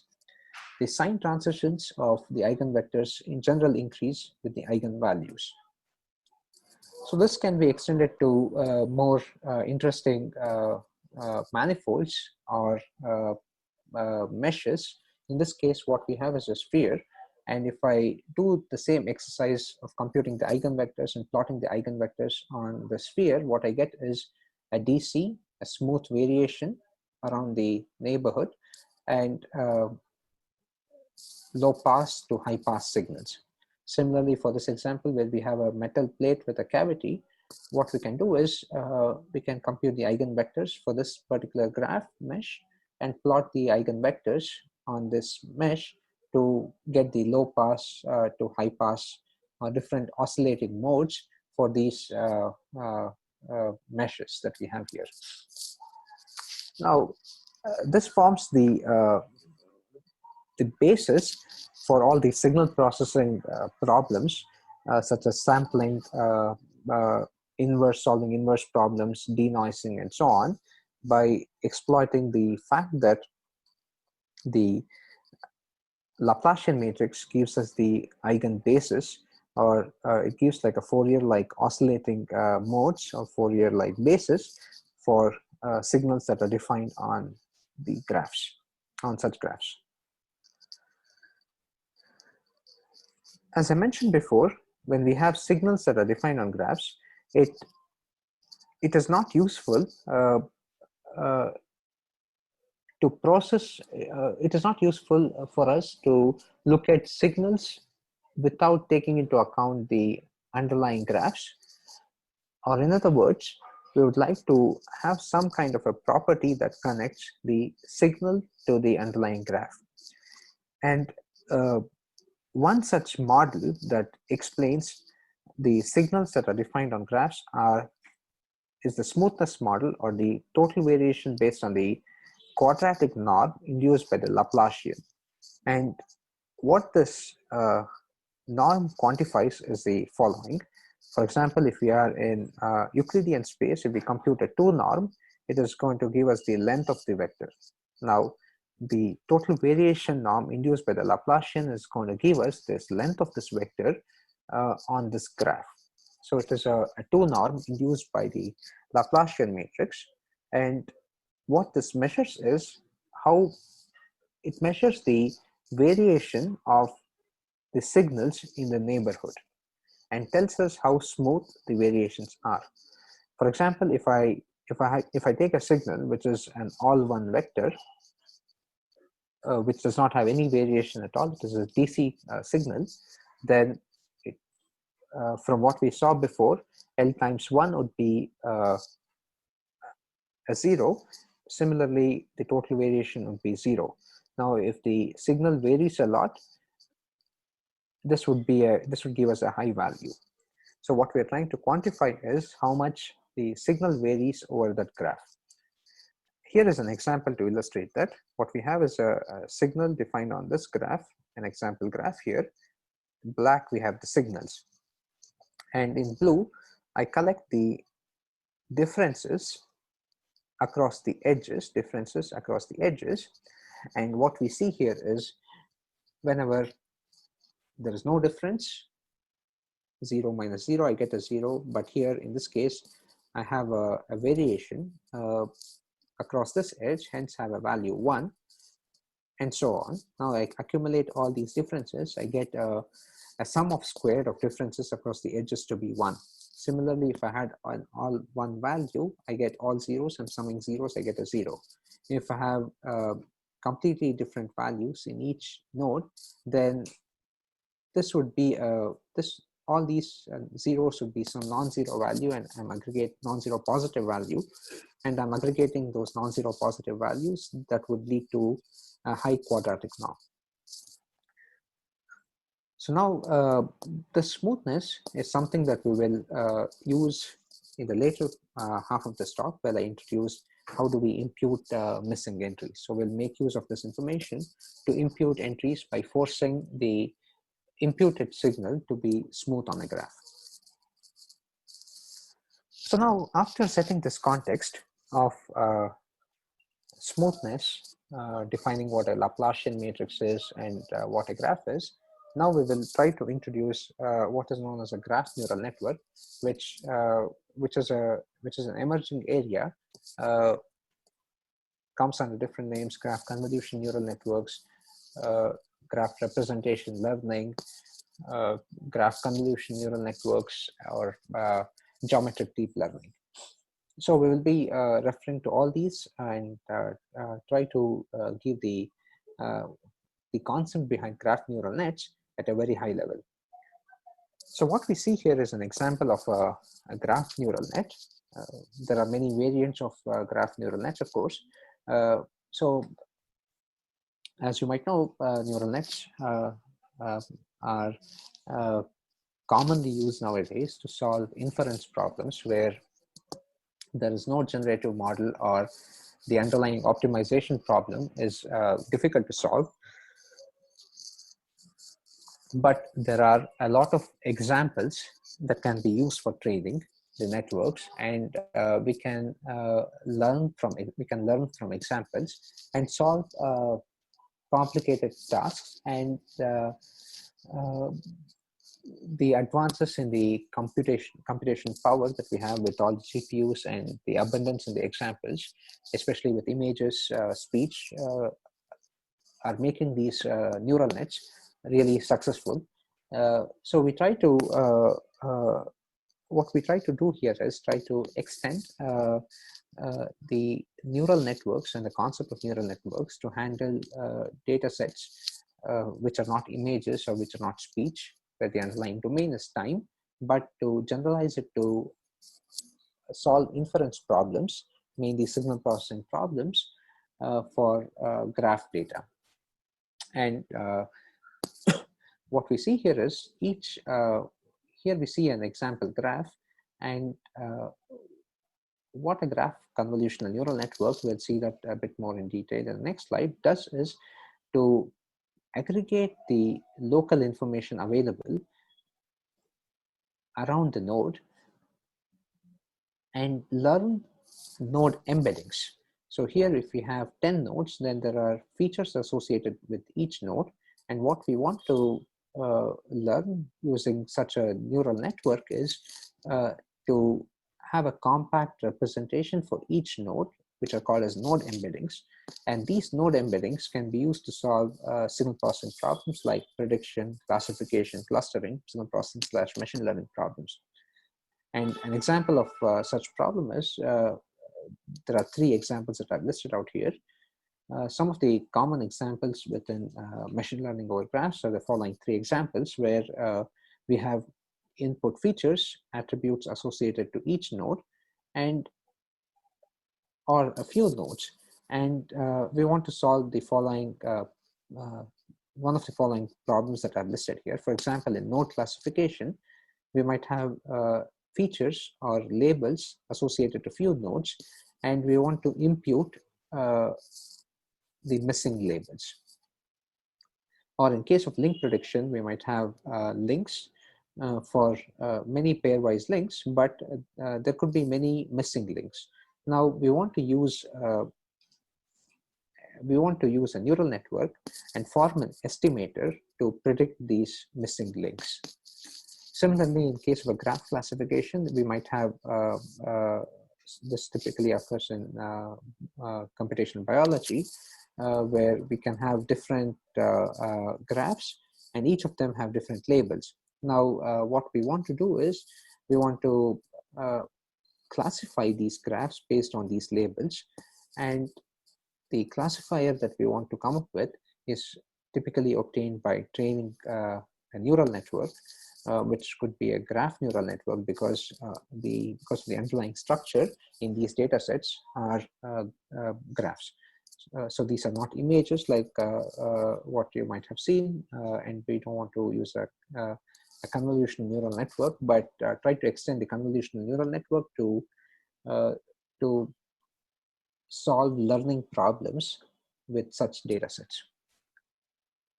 It is very close, the graph neural networks has a close analogy to convolutional neural nets, CNNs, where what we perform is process images to get features associated to these images by using a convolutional operation, which is a filter. And what we do is we scan over different regions of the images with different filters. And of course, the filter coefficients are learned from a neural network perspective. And once we know those coefficients, we have different features associated to each patch of this image. So what we do in graph neural nets is very similar. We have attributes of each node, and we try to aggregate the information from the neighborhood using such operations, where head 0 for the Lth layer of a neural net, what we have is we have a filter which is W, that combines with the feature associated to the node 0. So in this case, if we have 8 nodes, we have 8 filters that combines information from each of these nodes. And as a neural network, what we're going to do is we're going to learn these coefficient matrices based on a certain loss function. And in case of a convolutional neural network, in case of a multi-layer perceptron, this W matrix that we would train would be a dense matrix. But in case of a convolutional neural network, this W matrix is a convolution matrix. And in case of a graph neural net, this would be a so-called graph filter or a simple Laplacian, as we'll see next. So this is a typical architecture of a graph neural net. We have some input, and we have several layers. In this case, we have n layers. And each layer, what it does is, it takes the input, multiplies it with a coefficient matrix, or performs something known as a graph convolution. A graph convolution, we will see as defined below, takes the input, implements a graph convolution, as this is the bias vector, and has a nonlinearity. And the output from the first layer is fed now to the second layer with a similar function, and so on. And that would result in a deep network. At the output, we have the following. Now, depending on the task at hand, if it is to solve prediction or if it is to solve clustering, we come up with a loss function, and we try to minimize that loss and compute these coefficients W and B that completely characterize this network. And that forms the essence of neural nets. And whenever we have a graph convolution, a graph data set, we cannot perform standard convolutions, but we can do something known as a graph convolution.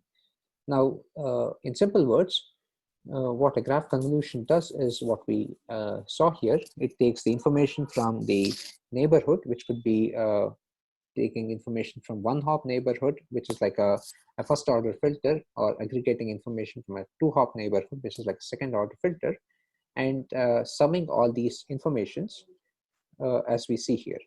So for example, what we see is a first order variant. You have L, which is a Laplacian matrix that we introduced, and L times X is taking the information from the first hop neighborhood of each node and multiplying it with a coefficient matrix.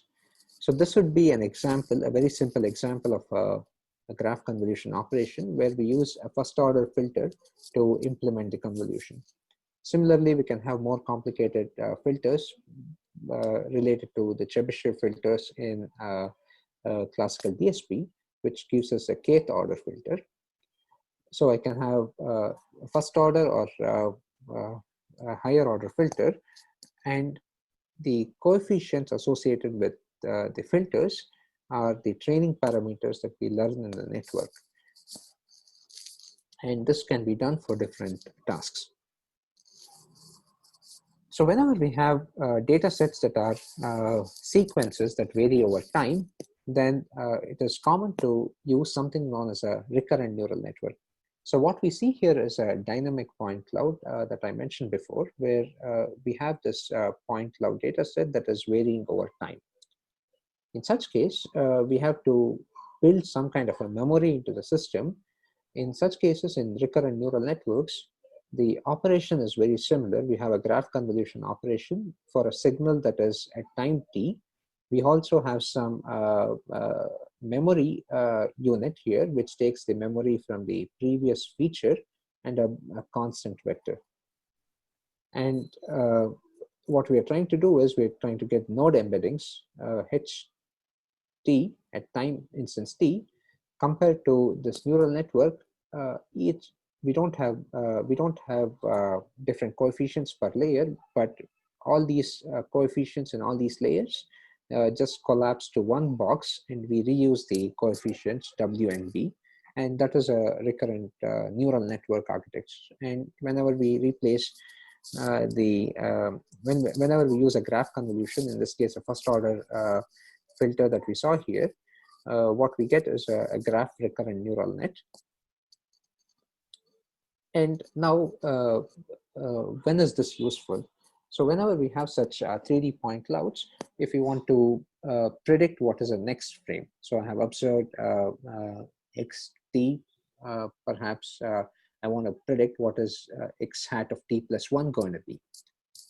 So in this case, the task at hand is to solve a prediction problem, where what we're trying to do is we're trying to predict the next frame based on the previous frames, and the predictor itself is again a nonlinear function. So we take a filter which is VLHT, a graph filter, a first order graph filter with some bias, and use some nonlinearity. And now what we'll do is we'll try to learn these coefficients unknowns W, U, B, and V and Z based on some time frames, example time frames that we see here, build a loss function. So what we have here is we observe T frames of data, and we want to predict, we want to minimize this loss. So those are our training examples, and we want to minimize this loss to predict the t plus 1 frame, uppercase t plus 1. And by minimizing this loss with respect to theta, which collects all these network parameters, which are W, U, B, V, and Z, we want to compute that during training. And once we have computed W, U, B, V, and Z post training, we would use the simple function, a nonlinear function, which involves some matrix multiplications to predict what the next frame is going to be. So that forms the essence of what is known as a graph neural net. Now, I would not go into the details of the math here, but it is something important and well known with the neural nets, that whenever you try to minimize this problem, to minimize this, what we do is we try to take the gradient with respect to this cost function, gradient of this cost function with respect to the unknown theta, and try to back propagate to compute W, U, B, V, and Z, so on. So since what we're doing is we are aggregating the in the cost function, what we see is some kind of a cascade effect that I try to illustrate here. And eventually what we're trying to do is if we simplify the problem at hand and assume that instead of a matrix W, we have a scalar W, U, and a B vector. To compute W, what we do is we try to compute the gradient of the loss function with respect to the unknown W, and it is easy to realize that the gradient that we have here is depending on what we this term that we see here, and this can be computed as follows. And what we see here is a product of many Laplacian matrices with U. Now, what happens is, as I mentioned, the Laplacian matrix is a positive semi-definite matrix with eigenvalues between 0 and lambda max.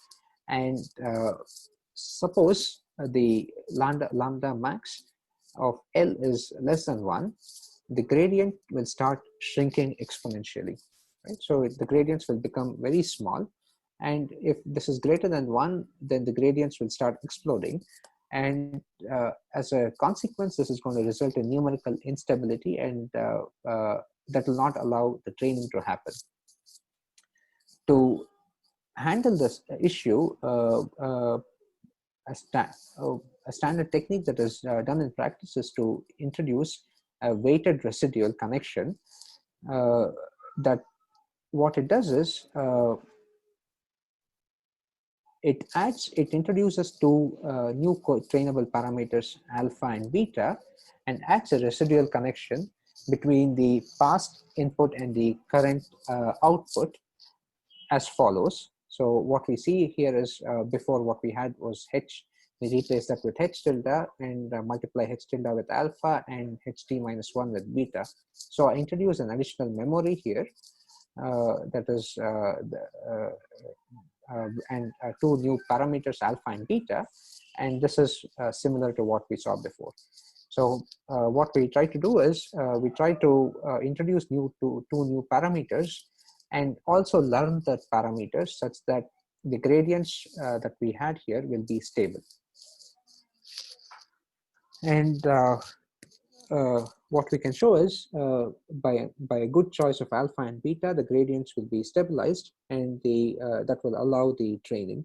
And of course, there are trade-offs that we can analyze, that if we for certain values of alpha and beta, the gradient will be stable, completely stable, but it will ignore the data that is that we show to the network. And on the other hand, if we choose the if we choose other extreme values of alpha and beta, it will only the gradient will be unstable, and it will not undergo training. So that's so more details can be found in this paper and the paper that I showed here. But let's see. Let's take a look at the. Let's take a look at an example of how this training is done. Now, what we see here is an example of a dynamic 3D point cloud of a human dancing human. So this has 3D displacements, and it has about 1,500 points and 573 time frames. So we use 80% of the data available for training and 20% to test the model. And the graph itself is a nearest neighbor graph, and we use standard tools like TensorFlow and Atom Optimizer to train the network. And what we see here is the following. So this is an illustration of a particular frame. I don't remember which frame number it was, but this is a ground truth.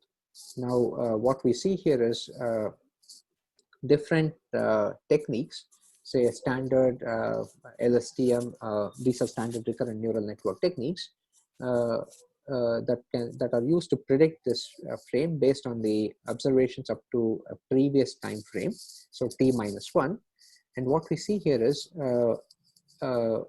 we do get some predictions with the standard recurrent neural network, but if we take the graph structure into account through graph convolutional neural networks, what we get is predictions that are very good, very restricted to this manifold, right? That is the human pose. Otherwise, if you don't take the structure into account, use standard recurrent neural networks, you get reconstructions that are not necessarily limited to the human pose that we wish. And these are the illustrations of the alpha and beta parameters that the network is learning as the iterations progress. So all it shows is, so there is a particular value of alpha and beta that the network is learning in order to stabilize the gradients as well as learn the network, as well as train the network such that the reconstruction performance can be improved. So now in the remaining time, I would like to introduce another problem where we will be using standard multi-layer perceptrons and try to solve one more machine learning problem of which we call as signed labeled learning over graphs. So what we see here is the illustration of the problem that I'll be discussing. So what we have is a signal, which is an n-dimensional vector, which is indexed by this graph. As I mentioned, in many scenarios, we'll be dealing with quantized data. And in this particular case, we are having data that is extremely quantized, which means I pass it through a sign operator, and I measure only the sign of these measurements. The measurements are now S, which is +1 or -1. So these are the signed entries, And now, what we actually measure, in fact, is not all these measurements, but we measure it through a mask. That means some of the entries are not available to me. So we start with the signal, analog signal X, which is indexed by this graph. We have a sign operator that is giving us plus minus 1 entries, but I don't observe a few sensors or few measurements. And now our goal is, given this underlying graph, given this S bar, which are these entries that are available, we want to go back and find what X is. So given S bar, we know the mask, of course, and the underlying graph indicated by the Laplacian matrix. We want to go back and find the analog signal, which means we want to find the amplitude information, recover the amplitude information from the sign measurements as well as impute. So this task is twofold. One is we have to recover the amplitude, its amplitude recovery, as well as filling or imputing the missing entries along with its amplitude.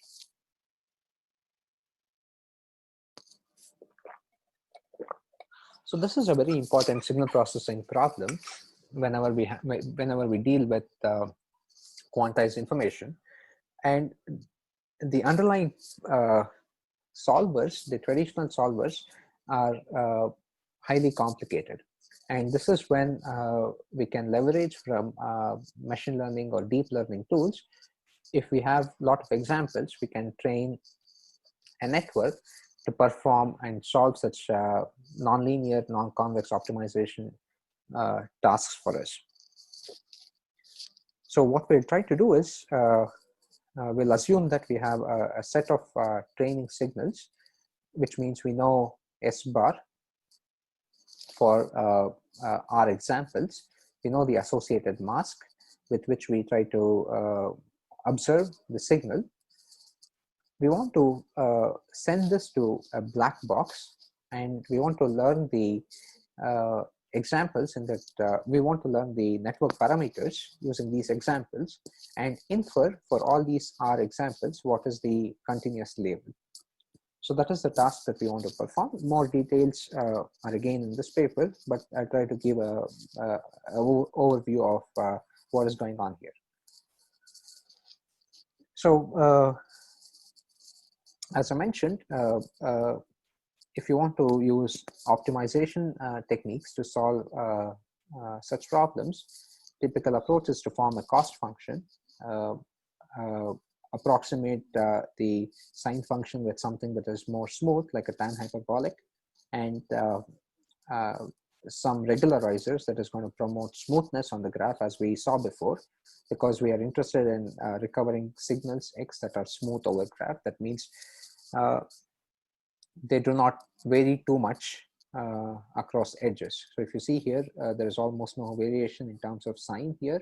There's almost no variation in terms of sign here, but the only variation that is happening is across this edge, which will contribute to a non-zero value. So this is a smooth signal on a graph. Now once you form a cost function, you would try to minimize this cost function using gradient descent techniques.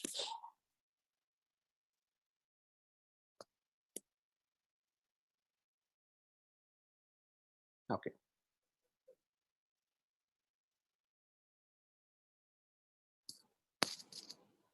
So now what we'll try to do is to solve such optimization problems. I'll be making use of something called as a generative adversarial network. In particular, the generative adversarial imputation network that is proposed in this paper, and extend the architecture that is proposed in this paper to solve recovery of extremely quantized signals that are defined over graphs. So GAN is a very popular neural network architecture, which is used for image processing applications. I'm sure many of you would have heard about what a GAN is, So GAN, a generative adversarial network, consists of two neural networks, as we see here. One is the generator and the other one is the discriminator. And what this network does is the following. The generator network tries to learn the data distribution. To do that, it uses random noise as an input and generates some fake images. Now, the task of this discriminator is to check if the distribution that is generated by the generator or the image that is generated by the generator is real or fake. That means it is going to discriminate between the images that are available in the training set or the real distribution. It is going to discriminate the real distribution from the generated distribution. Now, the way the training is performed is adversarial in nature, with a main goal that the discriminator is trained such that the discriminator can precisely distinguish if the image from the generator is real or fake. And the task of the generator is to keep on generating good quality images such that it can deceive the discriminator.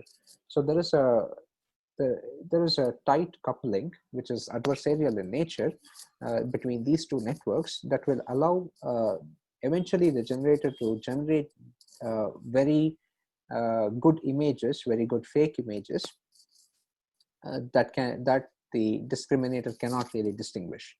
So this has been popularly used for fake image generation and many other signal processing problems, and for generation of music,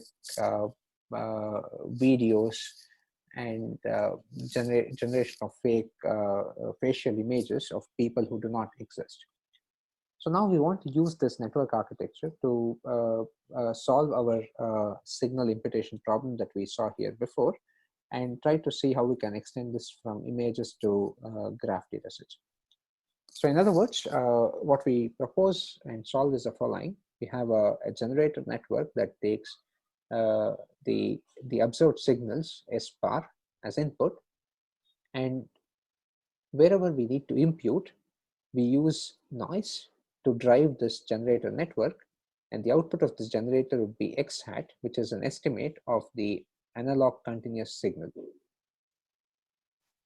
The discriminator takes this estimated signal X hat as an input, along with some hint mechanism where we try to perturb this mask here, and the output of the discriminator is the probability P, which is related to the estimate of this mask. So what we try to do is we try to perturb the mask and train a discriminator network that allows it to train such that P is a very good estimate of M. So eventually the output of the generator is X hat, and the output of the discriminator is an estimate of M. This is something that we are not interested in, but this is what we are mostly focusing on. Now, the discriminator and the generator networks, these are multi-layer perceptrons, which are characterized by certain training parameters, which characterize this network, similar to the W and B matrix that we saw before. Now, what we do is we try to train the network using certain loss functions, learn these theta and size. Once we have these theta and size, what we can do is we can send the training, send a test example S bar, and that should give you my X hat. So during training, I need examples, and once the training is complete, I can simply input S bar to get X hat.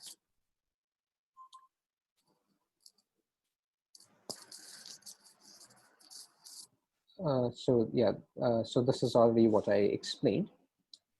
So what we try to do is we try to set up a loss function, which is a min-max loss function. The loss function associated to the generator network would be the following, where we say that we have to retain whatever we measure, and wherever we don't measure, we use the total variation, the quadratic norm that I mentioned, to impute the measurements. And we'll also introduce a loss function, which is minimized when the discriminator is deceived. So that means we want to generate good estimates, XHAT, that the discriminator will not be able to distinguish. And the discriminator loss is essentially a cross entropy between the P and the mask, which means this is maximized when P is a very good estimate of the mask. And we want that to be true because we don't show the actual mask to the discriminator to let it learn. So here is an example. What we have is a classic standard data set, which is handwritten digits, which is from the MNIST data set. Each image is a 28 by 28 pixel image, 28 by 28 pixels. We have these many images for training, for testing, etc. And the graph is again learned using a similarity k-nearest neighbor graph. So now what we try to do is we try to generate S bar from these examples. That means we are only having a sign information of these images, and we do not observe all the pixels, but the goal would be to recover back such images which are continuous and doesn't have any missing entries. So this is an example of how the output looks like.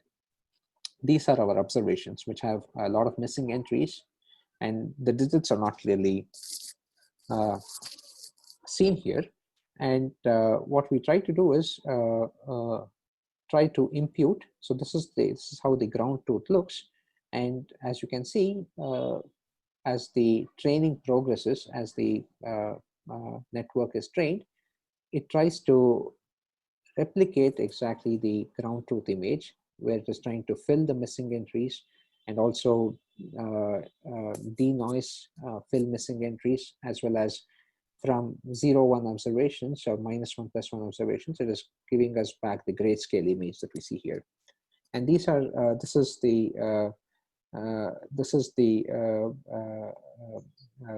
generator network with GCN as an input layer, and this one is a graph aware loss without with no graph aware loss. And what we can see is the performance of our method is much better whenever we take the structure of the data into account. So what we see here is as the training progresses, the error is reducing, and this is typical plot of a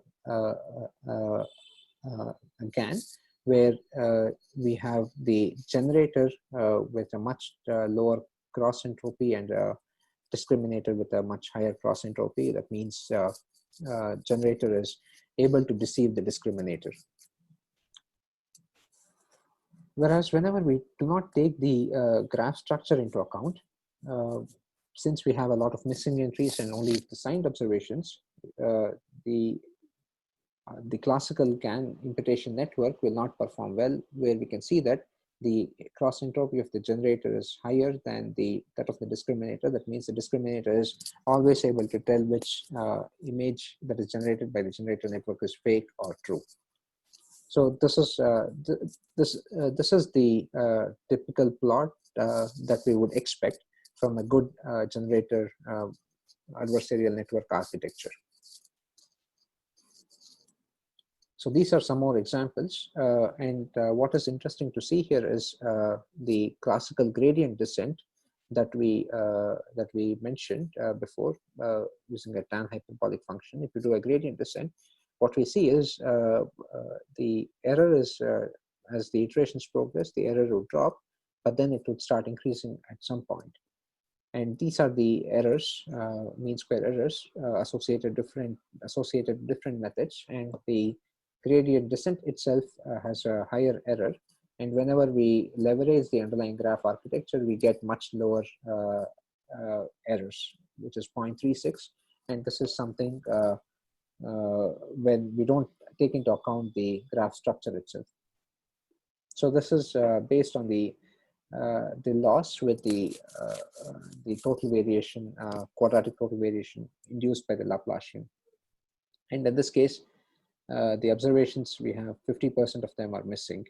And if you don't take into account the graph structure, what we see is we have a lot of noise in the samples. But the moment we take the graph structure into account, the imputation is happening along these structured digits. So it's very similar to the 3D point cloud example, where the imputation was all over the place, but when we impose the graph structure, it was nicely packed in the human pose. Okay, so that would bring us to the end of this keynote lecture, where I try to introduce a few architectures related to geometric deep learning that can be used to solve signal processing problems such as sequence modeling or prediction, or semi-supervised signed learning. And of course, there are much more advances in this area, but this would give you all a good starting point to look into if you're interested in this area of graph neural nets, graph recurrent neural nets, or signal processing over graphs, and how taking into account the underlying graph structure helps to solve inference problems, from graph datasets. So that would conclude this talk. So thank you all for attending and listening. Thank you.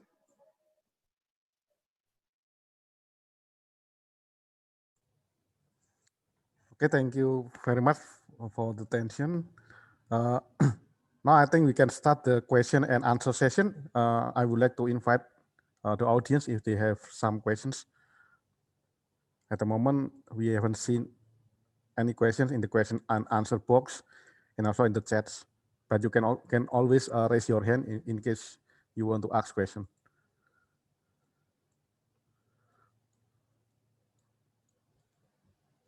Okay, maybe I also have one small questions. Yeah, from what I read from the literature, also from your explanation, it is mentioned that we can use both Laplacian matrix and also adjacency matrix, yes, as for representing the graph. And also when we can apply the graph Fourier transform and also graph shift operator, but most of the literature and also we always use Laplacian matrix. What will happen if we use the adjacency matrix? Because basically when we apply the eigenvalue decompositions, right, and then we will try to see how the zero crossing to illustrate the frequency notion, I think the result will be different if we use adjacency matrix instead of the Laplacian matrix. Yeah.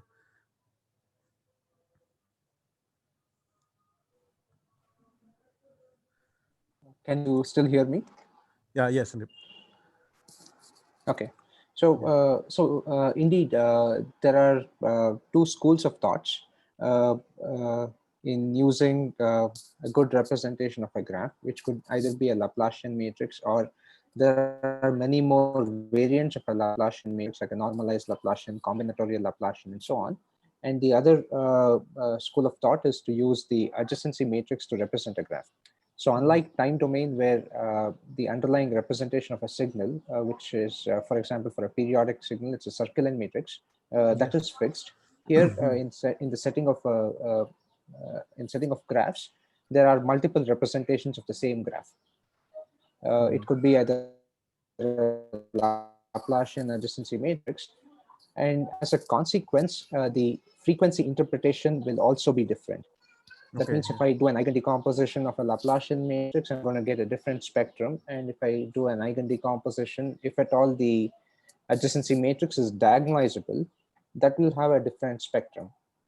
The reason why most of the research that is happening in graph neural nets or graph signal processing that prefer a Laplacian matrix is because it has some well-behaved properties, like it is positive semi-definite, and it is for an undirected graph, it is symmetric. Hence, the eigen decomposition is always guaranteed, and that will help us to compute the eigenmodes, and further allows us to synthesize or analyze signals that are defined on graphs or to define graph filters. On the other hand, if we go for an adjacency matrix, it is not necessary that it is always invertible diagonalizable, but then we'll have to go for Jordan decomposition to compute the eigenmodes. But Jordan decomposition is not always numerically stable compared to the eigen decomposition. So for mathematical convenience, the preference is Laplacian matrix, but whatever I showed here, if we, for all the data sets or whatever examples that we have, it doesn't really matter if we choose a Laplacian or an adjacency matrix. Just for mathematical analysis, it is always more convenient to use Laplacian matrix, but but we can use any of these two representations of the graph. And in signal processing, since we always care about this eigen vectors, it is for that reason Laplacian matrix is used. Okay, I think I can also read the question from the audience. It is from Swatmi Murnani. She would like to ask regarding the data validation after training, and how did you validate the discriminator after the learning to minimize the risk of either overfitting or underfitting? Yeah, okay, so okay, I cannot go back to the slides, but then the validation is essentially happening during the training itself, where make sure that the so if in general, as I mentioned, for generator adversarial network, what is important is that the generator error or the cross entropy is much lower than the discriminator cross entropy. So some of the examples where we don't take the graph structure into account, we see that the generator is not being trained well, which means that the discriminator has a much lower cross entropy. So so the validation is happening during the training, and then what we see is once the generator loss is generator cross entropy is much lower, generator loss is much lower than the discriminator, then we stop. We do an early stopping if needed to avoid overfitting. Okay. Okay, is there any other question from the audience? Oh yeah, probably you also can give us an overview. I do not really follow. I learned about graph signal processing, but only in the overview stage. Stage, but I would like to know if this kind of graph signal processing has been really applied in the field of telecommunication apart from sensor network, and also probably in the remote sensing. Remote sensing, yes. For hyperspectral imaging, people have used graph signal processing, but in general, image processing is a much mature and evolved field. Okay. Right? There are much more advanced tools to do image processing. There are much advanced tools. So, for example, whenever we are doing image processing, most of the time we have an ill-post problem, which means we do not have enough measurements compared to the unknowns that we are trying to recover. For example, in remote sensing or hyperspectral imaging, we are essentially trying to form an image which is of much higher dimension than the measurements that we can acquire with hyperspectral cameras or satellites. So in that case, to solve the inverse problem, we always require some kind of a prior information. And this prior information could be some kind of a regularizer that is used in solving an optimization problem.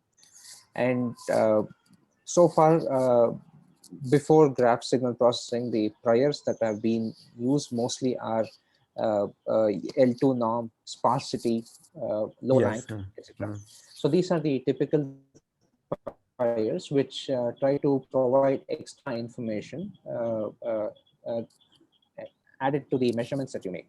Now, the recent research on using graph signal processing for image processing problems is done by including as a regularizer the total variation induced by the graph. So graph now we can perhaps, if you say, for example, even in the MNIST, now if we can have some training examples, we can form a better regularizer, a more informed prior. So you can compute the prior information from data. So if there are a lot of images or of a similar class, or if there are a lot of these hyperspectral or multispectral images, now we can use this data to construct a graph, and that forms as a more a well-behaved prior rather than using a sparsity or which is not necessarily always data driven. Right? So if you compute a prior using a data that is available, then you could compute a Laplacian or an associated graph and use that as a prior information to solve the inverse problem. So that's mostly where graph signal processing comes into picture, and the total variation norm induced by the graph that I showed in one of the slides, that can be used as a regularizer to solve many inverse problems. Often the difficulty is how do you compute that regularizer, and that comes from data usually, or some if for example brain networks that comes from some domain expertise. Okay, thank you very much. And communications. Communications. The graph will be a communication graph, which means that if I can talk to a sensor or not, how far away am I from a sensor? So that will be basically a link between the transmitter and the receiver, and it will not be really signal processing or graph signal processing, but people try to solve distributed optimization taking into account this communication graph. Okay, thank you very much, Sandeep, for your answer. Is there any other question from the audience? You can always raise your hand. Okay, this another question. Again from Fatmi Murnani, how do you think about the future development of your research in terms of the practical implementation? So practical implementation. Okay, so whatever examples that I showed are on real data sets. So these are point clouds that are acquired from IR cameras, and MNIST these are real data sets. So so in a way, it's already implemented in practice on these real examples. So typically, whenever we have graph neural nets or any deep learning task for that problem, it only makes sense to apply it on a real world data set rather than on a synthetic or a simulated example, because all these methods are application specific and application dependent and data dependent. So for each data set, you will have to perform a different training. So in a way, this is already a real implementation. But as far as perhaps a more pertinent question to ask is what is a real application or a useful application of these graph neural nets, or apart from classifying these handwritten digits, for which there are already perhaps many other tools like convolutional neural networks or simple classifiers will also work. So so far it has been a pursuit for research in developing these tools, but nowadays I see that these tools have been used for both practical and useful applications. Useful, I mean relevant to the society. For example, graph neural nets have been used for compound discovery, especially for drugs as in medicines. If you want to come up with a new compound, this chemical structure always has some kind of an underlying graph with all the atomic bonds and the molecules, and these have been used to come up with new compounds, or to do drug discovery for especially COVID and the ongoing pandemic and more cancer-related cancer-like diseases. And some of the other applications are for software where they try to debug a program or analyze a program. So there are more practical and useful applications that are coming out. So the past, let's say, 5 to 6 years have been more focused on developing the required mathematical tools and background. And in the recent past few months, we are seeing very nice applications to that make use of all the theory that has been built. Okay, thank you very much for the answer. Is there any other question? Okay, one more question from Budi Dwi Satoto. Is it possible to map the no-need layer of neural network, such as drop layer using graph algorithm? Yes, indeed. So whatever possibilities are there with the classical neural net is also possible with graph neural net, such as pooling, dropping a layer, early stopping. All these are possible. So, but of course, in the talk, I did not go too much detail into the implementation itself. So it was just to give a high-level overview. If people are interested, then there are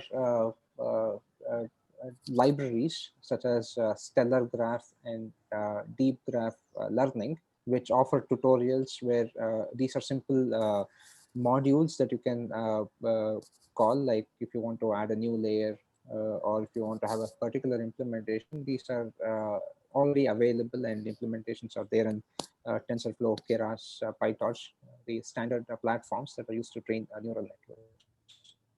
So all those are indeed possible. But things get a bit challenging with the graphs because of the irregularity of the domain. It's not as straightforward as doing a pooling or a coarsening in image. Compared when you compare doing the same to the graph, it becomes a bit more complicated. But there are algorithms and there are methods to solve that. And for people who are interested, I would suggest deep graph learning. So if you just Google for deep graph learning or stellar graph, spectral, there are many libraries, and these are like simple plug and play modules that you can add and run. There are also many tutorials that will help you to implement a basic graph neural net. Okay, I think we have a lot of questions already. Yeah. Is there any other question?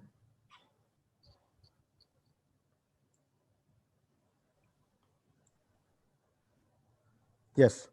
Yeah, I guess we have already arrived finally at the end of the plenary session.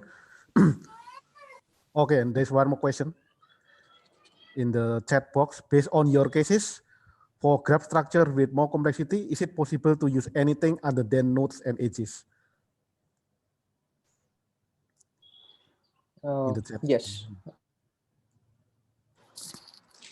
Yeah, so whenever we are dealing with a simple graph, nodes and edges are the basic ingredients of a graph. So people have used both nodes and edges, but now if we go to some more complicated graphs, such as hypergraphs, then the edge need not always be a pair between edge is not always something that relates a pair of nodes, but it can be a triplet or a quadruple of nodes, and then you form triangles in the graph, cycles in the graph. So there are much more complicated structures that you can work with, and but again, that depends on an application. So if a hypergraph, then there is a different application. If you want to use a simple graph or a directed graph or a signed graph, so there are many variants of graph itself. But for this talk, the focus was mostly on undirected graphs. But the moment we start looking at signed graphs or hypergraphs, then there are more things to play around with, and more you get more degrees of freedom. But again, the relevant question that one should ask is, when should we use a simple graph, when should we use undirected, directed, hyper, so on. So it really depends on what application that we are looking at. But for basic simple undirected graphs, that's yeah, you can either think of a signal that is defined on a node, signal that is defined on an edge, and these are essentially the two basic ingredients that you have to work with. Okay. If there are no more other questions, is there any other question? Okay, if there are no other questions, I guess we finally arrive at the end of the plenary session. I would like to thank Dr. Sandeep Prabhakartipuri for the very interesting talk. Yeah. And I also would like to thank all the audience for the participation. I hope we will meet again the plenary talk tomorrow, as well as somewhere in the other conference. Thank you very much. I give the stage to the Thank you. MC. Yeah.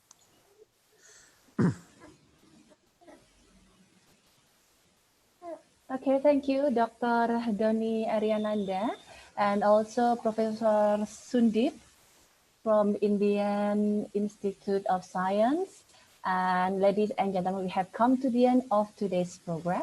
Please be informed that you may join ICITEE parallel session at 1 p.m. by virtual meeting room. And the link has been sent to your email, as well as we will send the link on screen too. Once again, we inform you that the parallel session will begin at 1 p.m. by virtual meeting room. And we will send the link to this screen. Thank you and good afternoon. Thank you. Yeah. Thank you. Thank you.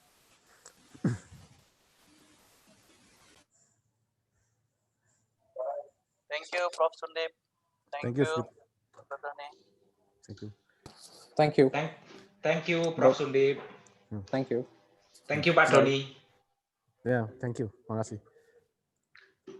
Thank you, Prof. Sundip. Thank you, Pak Doni. Makasih, Pak.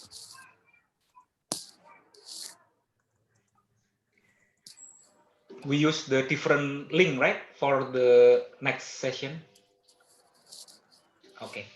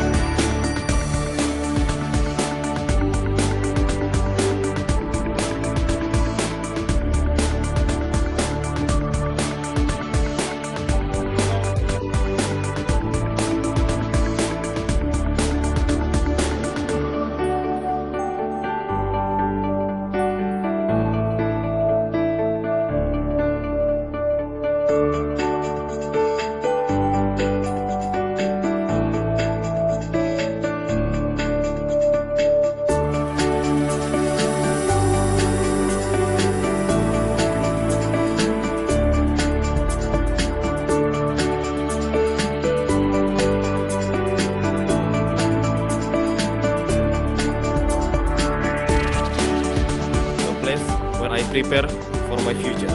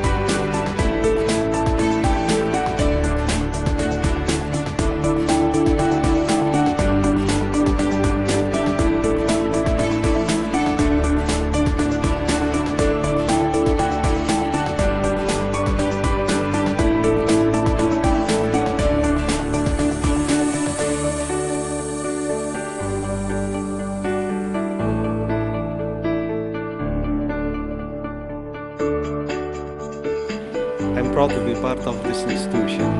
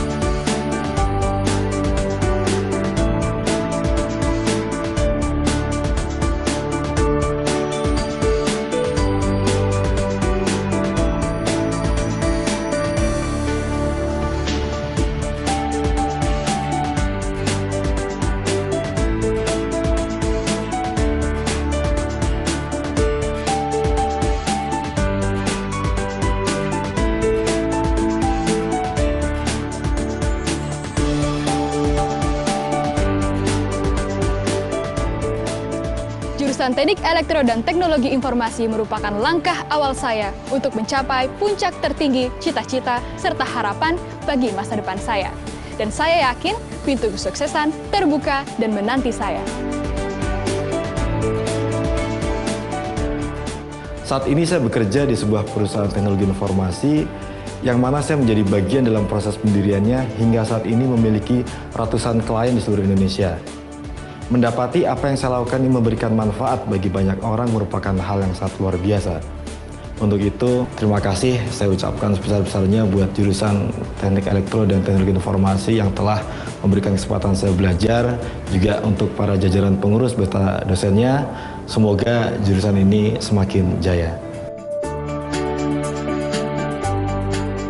Indonesia merupakan salah satu negara yang menduduki tier pertama dalam pengembangan pelatihan Government Chief Information Officer. Pengembangan Government Chief Information Officer ini tidak lepas dari peran jurusan Teknik Elektro dan Teknologi Informasi Universitas Gadjah Mada, karena jurusan ini merupakan salah satu dari mitra Kementerian Komunikasi dan Informatika dalam mengembangkan program beasiswa S2 Government Chief Information Officer. Jurusan Teknik Elektro dan Teknologi Informasi Fakultas Teknik UGM memiliki visi utama untuk melaksanakan tridharma perguruan tinggi dalam rangka menghasilkan lulusan yang memiliki kompetensi yang tinggi, berkarakter dan berintegritas. Kemudian kita juga memiliki misi bagaimana mendorong agar timbul suasana akademik yang memungkinkan tumbuhnya inovasi dalam rangka melaksanakan tridharma perguruan tinggi.